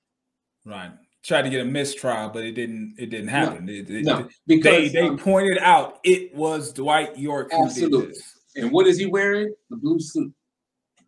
And it gets very, very explicit on both the boy part and the girls. Okay. All right. So we don't have to go through all that. Yeah. So obviously he's found guilty. Ultimately, he is found He's guilty. given, I believe, 135 Okay. years. Let me can I share my screen? Sure, absolutely. Pull it up and I can show it. Or do you want me to get, matter of fact, can I send it? How can I do it? Because I don't have your messenger and I don't have it. Oh, okay. How do you want to do this? It's up to you. All right, you should be able to share. It should be a share button. Yeah, I can share. No problem. Okay. All right, so let me share my screen because I wanted, because you brought that part up and I think that is significant. All right, so here we go. Oops. Give me 1 second. Okay. All right, 1, 2. Got it. I see it. Okay. All right, so here. Okay. You see this? Okay. Yeah. United States District Court. All right. This is an article it did because they pushed this thing. If Dr. York was not convicted on child sex related crimes, then what exactly was he convicted of? And so I through the PACER, because the PACER has all the federal documents right here.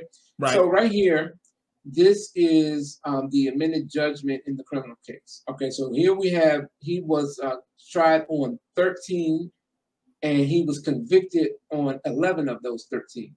Okay. Right here. All right. So C. Ashley Royal was the judge in the federal case. Mm-hmm. And here's what we have. He was convicted of 135 years. So, yeah, let me get right through it. Here is the judgment. Okay, the defendant is hereby committed to the custody of the United States Bureau of Prisons for an imprisonment for a total term 240 months on count 1, 240. This is in the racketeering. This is 240 in 2, 60 months in 3, 180 months, on and on and on. Right. And that culminated into 1,620 months. Yes, and that is 135 years. And he was initially sent to Leavenworth, Kansas, to serve out his sentence. Yes, and now he was sent there on 9/2/2004. 2004. Wow. Yes. So, the conspiracy to commit racketeering violations, the racketeering acts, the conspiracy to transport minors in interstate commerce for unlawful sexual activity, that conspiracy to travel in interstate commerce for unlawful sexual activity with minors, and conspiracy to structure cash, because the structuring of the cash thing was, I'm gonna come back to that in a second, but that was when he would send individuals to make deposits, okay, and they brought in specific individuals at the Wachovia Bank at the time who witnessed all this stuff. And they've had 5 females, and they were bringing in monies and making deposits. And they used this thing called smurfing, I think it's called. And it says, the Wachovia supervisor, because whoever is conducting the transaction, we would need their identification to put on that report is needed for all government records. It's a report that we fill out if a company or individual deposits large sums. Oh, yes. Yeah. So let me kind of explain this to people. So it's somewhat general knowledge now. Most average people understand that if you do a transaction with the bank over $10,000, that the bank has to fill out a particular form, and you're basically on record. And if there's any suspicion, then you have some information on you. So what people think they're doing that's smart, they will go into the bank and they'll do a transaction that's just a little bit under $10,000 to try to stay under the radar. Well, if you continuously do that, that within itself is going to be a red flag. It's suspicious activity because you're now, it seems as if you're actively trying to stay under the radar because you're continuing to do transactions that are under 10,000. So if you do a transaction that's over 10,000, that's an automatic thing, a file that someone's going to make. If you continually do a bunch of transactions that's just under 10,000, that too becomes suspicious. So that's what's going on. They keep doing these transactions that are just under $10,000. So now people are looking at that as that within itself is suspicious. Yes. And because they were moving York's money, the cult is saying he didn't know about it. That was someone else, the people who dealt with the finance department. They were the ones doing it. They were supposed to be to get arrested, not him. So then this deep state of denial, cognitive dissonance, they're all messed up when it comes to the situation. So just like with R. Kelly's situation, right? They got him on that, the racketeering, as well as the Mann Act. And just like we're going through here about the Mann Act and how it was amended by Congress in 1978, then again in 1986, where it could be applied to transport and travel related to prostitution or any illegal sexual acts. The Mann Act was used to prosecute men for having sex with underage females. See, now this is the game that they play. They'll say, because they're trying to convince the public and keep York's image and say that no, he's not in prison for molesting any kids. He was convicted on the suspicion that he was going to do that. See, he didn't do it. It says that he was convicted on having the intent. He didn't say he did it, but he intended to do it. That's the kind of garbage that they're that's the word games that these people are playing to try to make it seem as if he didn't do what he was convicted of doing. Right. And so give on this article here, you know, just got all this at the statute, because like the Mann Act and 1591, this statute makes it a federal offense to knowingly recruit, entice, harbor, transport, provide, obtain, or maintain a minor defined as someone under the age of 18 years of age, knowing or in the reckless disregard of the fact that the victim is a minor and would be caused to engage in a commercial sex act. Commercial sex act is defined very broadly to include any sex act on account of which anything of value is given or to receive by any person. In other words, it is illegal both to offer and to obtain a child and cause that child to engage in any kind of sexual activity in exchange for anything of value, whether it be money, goods, personal benefits, in-kind favors, or some other kind of benefit.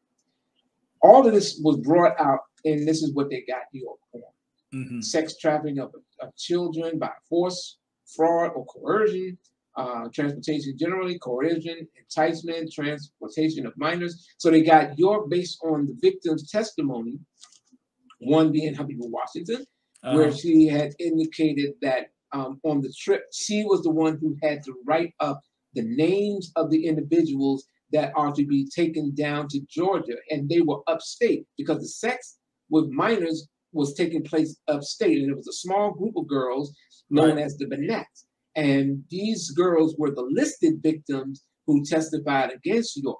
And in this Mann Act, even if he didn't accompany them on the trip down, which he did, but even if you want to give them that argument, according to the Mann Act, you don't have to accompany them. Just you sending for them. There you go. Because you sent for them for the reasons of having sex with them. Yes. You didn't have to personally escort them, even though he did. Even though he rode down with them, he didn't have to be with them in the car traveling from upstate New York to Georgia. He could have just sent his driver. He still would be found guilty. Yes, and he did have drivers, because there were some who came with his wife, there were some who came with their parents, and then there were others who came down with him, and a few of them were the victims. And that's what this article goes into great detail, and was showing you everything. And even because the people say, well, why, if he was doing all this, why was he sent to the Colorado Supermax? Well, that was because initially he was sent to Leavenworth, Kansas. Right. And then and then here we have the Federal Bureau of Prison incident report, where he made threats to the guards there. And that infraction, among other infractions, made him, because of his high profile and because of, before the trial, of them harassing government officials in Georgia, threatening the judge, threatening other people, and even the witnesses, that they put him in a maximum security facility, which was in Colorado Supermax. So that's why he's there, because of the infractions of threatening individuals who were staff members and their families. All right. So lastly, before we get into the questions, I want to ask about what was the reaction of the rank and file members of the organization now that he was found guilty. He got the 135 years. He is in jail. There's no real prospects, not legitimately, that he would ever get out. What now happens in the community? Well, the community continued on, new members started to come, the proselytizing continued, and they always pushed the narrative that he was set up by the government, he was drugged, he's not in prison for any type of sexual activity with children, even though, because when you ask the question, okay, well, if he wasn't, if he's not in prison for that, then was the case involving any mention of sex acts with minors? Right. When the state case, when he pled guilty to all those counts of sexual that got negotiated down, right? Was that the state case involving? Well, you get the point. Right. So what had happened, and what is currently happening, is that every year it's saying that he's coming out. He's coming out, and they come up with a series of different gimmicks. So throughout the trial, York insisted that he is a sovereign citizen and that he is of the Yamasee Native Americans, and he wants to be tried by a jury of his peers, which is of his tribe, the Yamasee Native Americans. That's not how that works anyway. That's not, even if he was, and we're pretty sure, and we know that he's not, but even if he was, a jury of your peers is not technically people who look just like you, who have the same ethnic background as you. That's not a jury of your peers in the U.S. court. A jury of your peers simply means a group of people who live within the zip code of where you committed the crime. Exactly. That's a jury of your peers. So it doesn't matter what your ethnic background is. None of that. They're just going to look, okay, where did the crime happen? Where's the court going to be where you're going to go to court? Okay, this is the zip code. We're going to find people who are registered for jury duty in this area. That's it. That's what that means. So even if he was this Indian, this Native American that he claims to be, it doesn't mean anything. Exactly. And then now let's move to after that. So so because that all failed, then they, of course, they tried to appeal it, and on various grounds, and of course that appeal was thrown out. And so they came up with the gimmick or the claim that he should be released on the grounds that he is a Liberian diplomat. Now he's Liberian. Now he's a Liberian diplomat, and that former President Charles Taylor appointed him the Consul General of the Liberian embassy. Even though we call the Liberian embassy, and they don't know what are you talking about. The ECOWAS decision said that when they brought it to the ECOWAS trial, the hearing on this, they said that they threw it out because it was frivolous. There's no proof. There's no documentation whatsoever. None. But they're still running with it. They're saying that His Majesty is a Liberian diplomat. Hold it. In addition to being a Liberian diplomat, here it comes. Okay. Now they're saying that they want to, and they have brought up papers in court and saying that he should be repatriated to his home country of Ghana, West Africa. I thought he was Liberian. He was just Liberian like a couple of seconds ago. Now and Sudanese. Okay. And now you see how you reacted. Do you see that there's something wrong with these people? Yeah, promoting. They're promoting this stuff. They're going on platforms. People who are misinformed or don't know much about the history other than saying that he's a black man. They're pushing that narrative that he's a Ghanaian citizen and he should be repatriated. So they're actually bringing. Now they have recordings of your recent recordings with individuals, and he's talking about it. He's saying the same stuff they've been saying back in 2006 when they pushed this stuff. And then they say he's going to be out by December because they've been saying that every year. Every year they always saying. Yes. So for the fans, like 18, 19. Keeping the followers. Still keeping the followers. Yes. So yeah, that is where it stands now. He's supposed to be released soon. He's going to be either he's being repatriated to the country of Ghana, or because of his failing health and being in a wheelchair and being of an elderly man, a frail old man, they want to have him sent to a less maximum security facility. This is what they're doing currently. Currently, that's what's going on. So all these neo-Nuwaupians, these latter-day Nuwaupians who don't know anything about the case, haven't been. Right, they joined after he was even arrested. His biggest defender, his main defenders are people who never met him, don't know the history of the organization, just what they saw online, or believed in what the people who want to believe stuff that they're saying is. Yeah, right. That's where it is. That's where it stands. If you were to guess, I got two points to this question. If you were to guess, at its height, how many members do you think were in the organization at its height, at its biggest?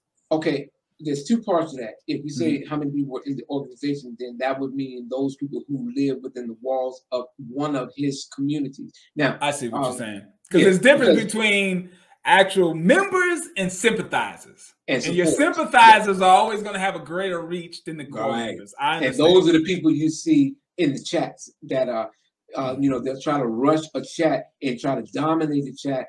They try to drown out and then cry. Oh, they're not letting all the comments go up because they got to constantly play the victim.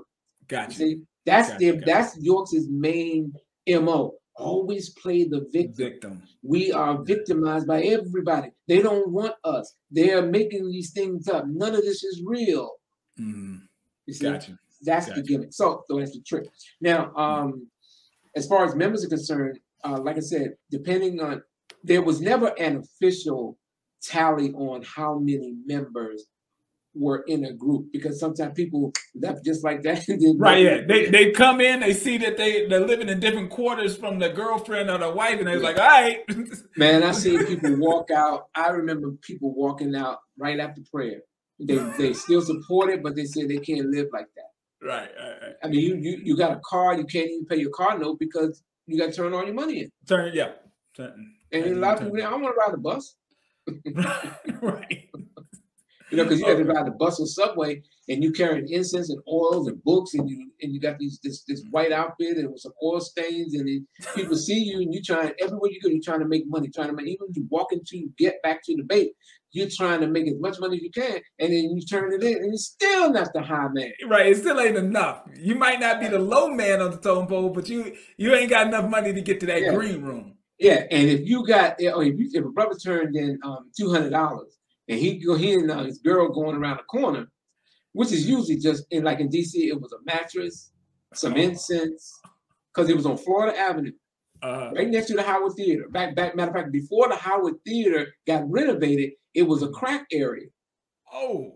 Yes, it was a high crack area on Georgia and Florida Avenue where they meet. They had a little room there. So you go in, because one time me and my girl went in there and it smelled like urine. So we went in there, then we had some incense, that is a Mahdi incense that York had released. And then we burned that to try to kill that pee smell. And then there was a mattress, and she was all, I'm not getting on that. I'm telling you, Shorty was not having it. She was not having it. But whatever happened. But the point was, you had the mattress, incense, and some adult magazines. That's your green room there. Now, of course, Baltimore's green room was a little more elaborate. You know, it was like an Arabian type of thing. You had a big bed, you had a queen size bed with the veil thing over the bed, that kind of thing. It was, you know, to try to make it more accommodating for families.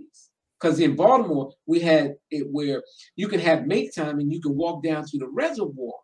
Mm-hmm. DC, you couldn't do that.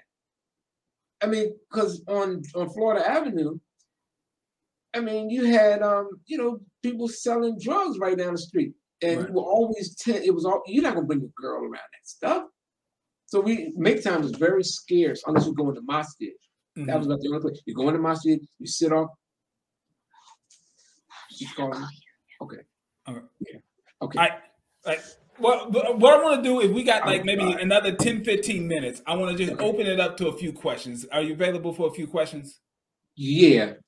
Okay. Yeah. Please. But real short, because I got to get somebody else. All right, listen, people. Please, let's keep it as short as possible and straight to the point. We got Triple C Treehouse coming in. What's going on, Triple C? Hey, JT. I just wanted to add something in real quick. Please do. Chuck got it. Okay. But we are trying to get Chuck over 1,000. We are trying to get Chuck's website up in the algorithm, because right now NUWAUPIAN-FACTS.com, which has a whole lot of disinformation, is the first one that comes up, and not NUWAUPIANism.com, which is Chuck's website. All right, what can we do to help? I mean, obviously, I want people to go to his YouTube channel and make sure that you subscribe to his YouTube channel. What can we do? I mean, do we go to Google and just type in his website a bunch of times? What for the do website, we do to get him we don't see how we can push him back up the search. I got to ask a friend of mine about that part. But as for YouTube, the content creators amongst us that have community tabs, they need to be liking, they need to be sharing out to their subs, and they need to be doing that on a regular basis. This is, look, it's hard because the Nuwaupians are reactivated right now because of the polite situation. Also, while I'm up here, me and Chuck and somebody else are going to have an interview tomorrow night at 9:30 Eastern time. If you are so able, I would love for you to be on the panel for a financial view. You know, you ain't got to stay for the whole thing, but send me the info. I want to give Chuck an opportunity to get on up out of here, because it looks like he's got something to do. Hopefully, we can do like a part 2 to this somewhere. Chuck is a well of information. I think she gets over 6, so it's okay. Yeah, me and Chuck been interviewing each other. We've been Q&A'ing Chuck for years and years and years. So we have that, but you know, right now the pushes, they are active. They are reactivated. They have some type of new energy. The push needs to be to get people like Chuck, people like Tar Noonan, people like Jacob York, so they don't have to go into anybody else's platform, and they can get out and get the information to the people themselves. We got a 1K push for anybody that's interested. Go read the description box in any of my videos. But that's all I had to add. I'm gonna let Chuck go away for a couple of questions, and also tomorrow 9:30, you're gonna want to be there. For any of the content creators, go read the description box, and you know what to do from there. I'm going to let it go because everybody else wants questions. So I'm going to let Chuck give them, man. All right. Perfect. Make sure you send me the info. If I'm available, I will definitely be there. So I'm just going to give you a couple of seconds here, because I'm not going to keep going through this chat. So if y'all got questions and it has not been answered, type it back in the chat, because y'all are going way too fast for me to go back through. So make sure you type in the chat again what your question is, because I'm not going back through this chat. It's way too many. You're typing way too fast for me to search through this chat here. But all right, so they're saying every year that he's supposed to be he's getting out. Right. Obviously, every year goes by and he is not out. I mean, what does that do to the morale of the organization when every year he's still in jail? I mean, nothing's changing. Well, let's put it this way. As long as you have, and you're controlling this narrative that you're the victim, he's constantly being blocked because agents are all around and they're trying to prevent him from being free, that constant hope that is coming. It's coming. Right. It's the same thing that he's been doing. There's more to come. Stay tuned. The plot thickens. It's not over. It's not over till it's over. So some people have faded off. Mm-hmm. Some people just completely left it alone as they started to see and realize that what was being said is now real. All of the people who spoke in defense of York, who testified as on the defense side, have since, as they've grown older and made sure, and once he was incarcerated, they've said that they lied on the stand and said that yes, he did molest them. So if he had a trial today, all the people who he had as a defense are all on the prosecution side. Really? Yeah. And they did try to tamper with all of the witnesses. They threatened them. They threatened to put out pictures and lie on them. Even Tariq Noel had Manny Aurora, detective. They tried to bribe him into saying that nothing happened by giving him baseball cards. This is documented. As a matter of fact, because Adrian Patrick is questioning him in the cross-examination when he said that on the second trip that you, your father, and I forget the other names of the people, you said that you were not molested. But he is ignoring the first time, because the first time that they met with him, he said that it did happen. Of course it happened. And of course, as time progressed throughout, all the evidence corroborated the statements of the individuals. And that was what put him away, because the jury were privy to what was taking place, as well as the 150 people who were able to watch the trial live as it happened down on the third floor, because the judge said he didn't want to have a closed court. So he's going to set up a room for closed circuit television for anyone to come, spectators, family can watch the trial in real time. So they saw the evidence as well. Right. They saw it. So it's probably one of the last questions. I want to make sure you get to go where you need to go.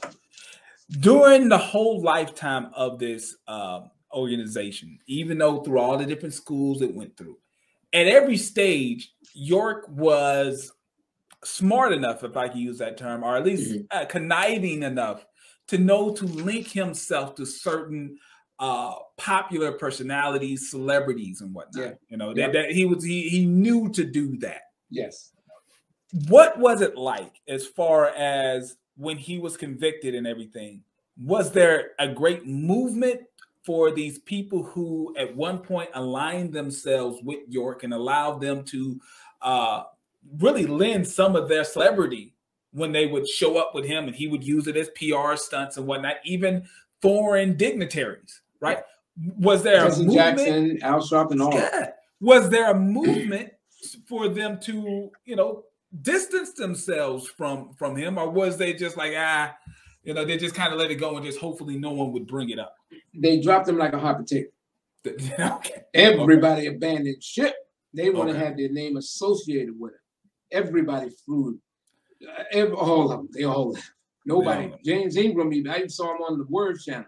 He was talking about different things, but he made no hair. He didn't wear nothing. He just. And that's because the Word is a Christian network, right? You're talking about the Christian television network. Hey, listen, when York was talking all that stuff about Egypt, towards the end, a year before his incarceration, matter of fact, up until a month before he was incarcerated, he started promoting this whole Christian theology. Instead of having the own chant coming out of the Black Pyramid, it then started chanting Jesus songs and Jesus chants. and that he started giving lectures saying that he accepted the Lord Jesus Christ as his personal savior. And what's wrong with you doing it? He said, I know what I was talking about in Egyptology. I knew what I was talking about, Inky, Indel, and all this other stuff. But when God touches your heart and you let Jesus in, then you just got to go with it. So he put out an audio CD called "You Want to Question Me and I Taught You," where he's strongly advocating being a Christian and challenging you to prove why you cannot be a Christian. Now, is this the walls are already closing in on him at this point, right? Yeah. Yeah. So he kind of already saw saw what was coming down the pipe, and maybe aligning himself with Christianity, and maybe he could run, but he couldn't hide. Even if he tried to hide, because he started making himself absolutely contradictory, inconsistent. Because first of all, I thought we was all in school back then. What did we miss a lesson? Because all of a sudden now everything is centered around being in Jesus, and he's real. All the years of saying that Jesus isn't real, he didn't exist. Jesus 2,000 years ago is not real, did not exist. Now he said that Jesus 2,000 years ago is real. He's real. I know he's real. Even put a billboard saying he's real. in Georgia. In Georgia, the Holy Seed Baptist Synagogue. But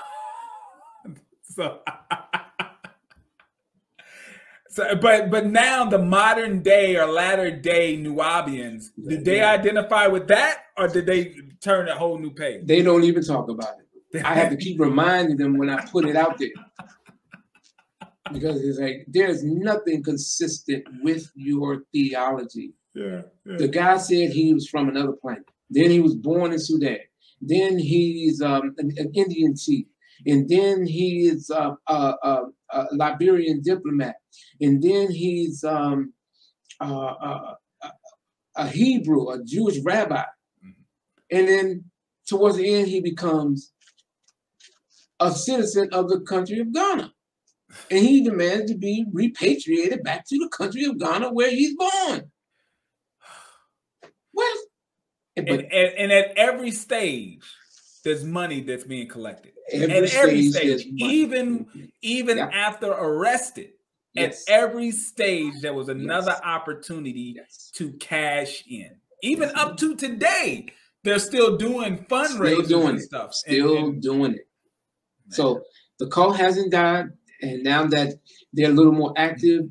They're active on one hand, but because the Polite situation has brought so much attention, people are trying to figure out, well, who is Polite's mentor? And now that they're seeing all this other stuff, they got to go out there and try to defend it, because now there's a whole new line of people saying, well, what's going on? And that's, people asking me, so hey, I'm here, I'm sharing what I know.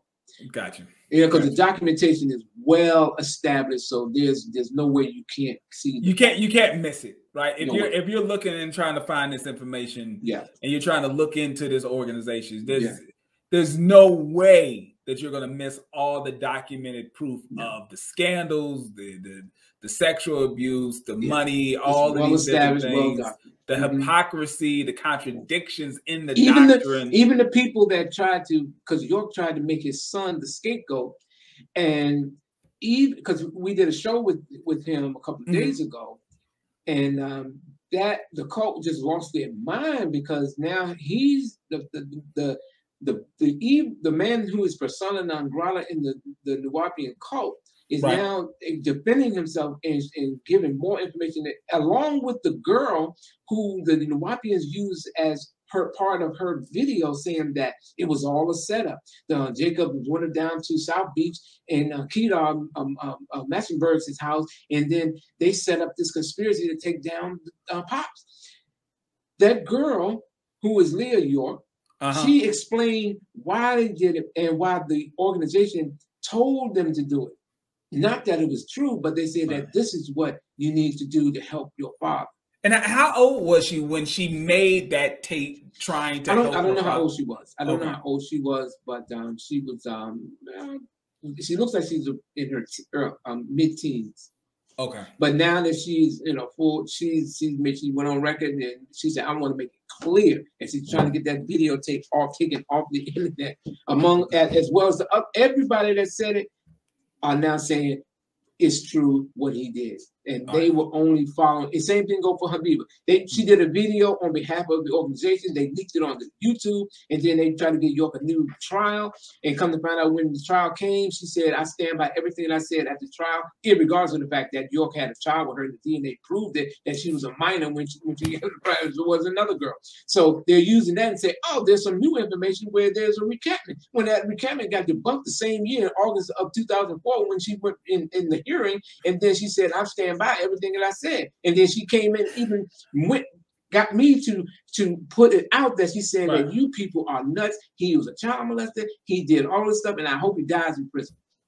I mean, the proof is that it's documented that she had a child with this man when she was a child. Yes, but I mean, how much more proof do you need? But they're saying that, well, because he's Sudanese and in that culture, you can do that because of her going on her first period, that makes her an adult. That one, all of that sounds like BS. But it doesn't matter what culture you come from. You're bound by the laws of the land that you live in. Man. It's sad, but this is what those people who are lost in that mindset, they just have no clue. And they just don't care. They don't care anything about the people who suffered and are traumatized. And just imagine that the person who raped you, who sodomized you, gave you a venereal disease, gave you anal chlamydia, anal scarring, and you're having nightmares. You can't, in one case, maybe one can't have a child. And you got a group of people defending that creep. Right. How do you think they feel? They don't want to come out because they've been attacked. They get attacked as soon as they come out and want to speak about it, they get attacked. And that's what these cult members do. All cult members do that. But brother, it's been absolutely a delight. I hate to go. I really do. No. I understand. I appreciate it. Hopefully in the future we can do a part 2. I know we're going to have some follow-up questions on this. I appreciate it. Thank you for coming on. Okay, all of his information, if you're watching the replay, you can find it. Make sure you subscribe to his YouTube channel. Let's make sure that he gets to that 1,000, and make sure that you go to his website, Google his website. We're going to find a way to make sure that when you look up information on York, if you look up information about the Nuwaupians, his website is going to be the top thing. I appreciate that. So and we're going to talk off air because what we talked about before the show, I really want to follow up on that. Oh, absolutely. Absolutely. So we're going to be in touch. But I got to run. All right, you go ahead and go. Thank you so much. I appreciate you, and I appreciate everyone just for being here. Thank you so much. Absolutely. So, all right, Pocket Watchers, I know we're going on 3.5 hours, but honestly, I mean, the information that I saw on this brother online, I wanted to bring it to your attention. Some may be saying, what does this have to do with pocket watching? Listen, people, cults do not work without money. All right. There's no way that Dwight York, aka what all those other names he gave himself, there's no way that he would have been able to perpetrate what he did to many people, as far as, you know, just financial crimes, as far as the mental and physical abuse of members who had to conform to the different type of lifestyles being in this cult. And, you know, on top of all of that, obviously, the child molestation and, you know, sexual abuse that he did to young girls and boys.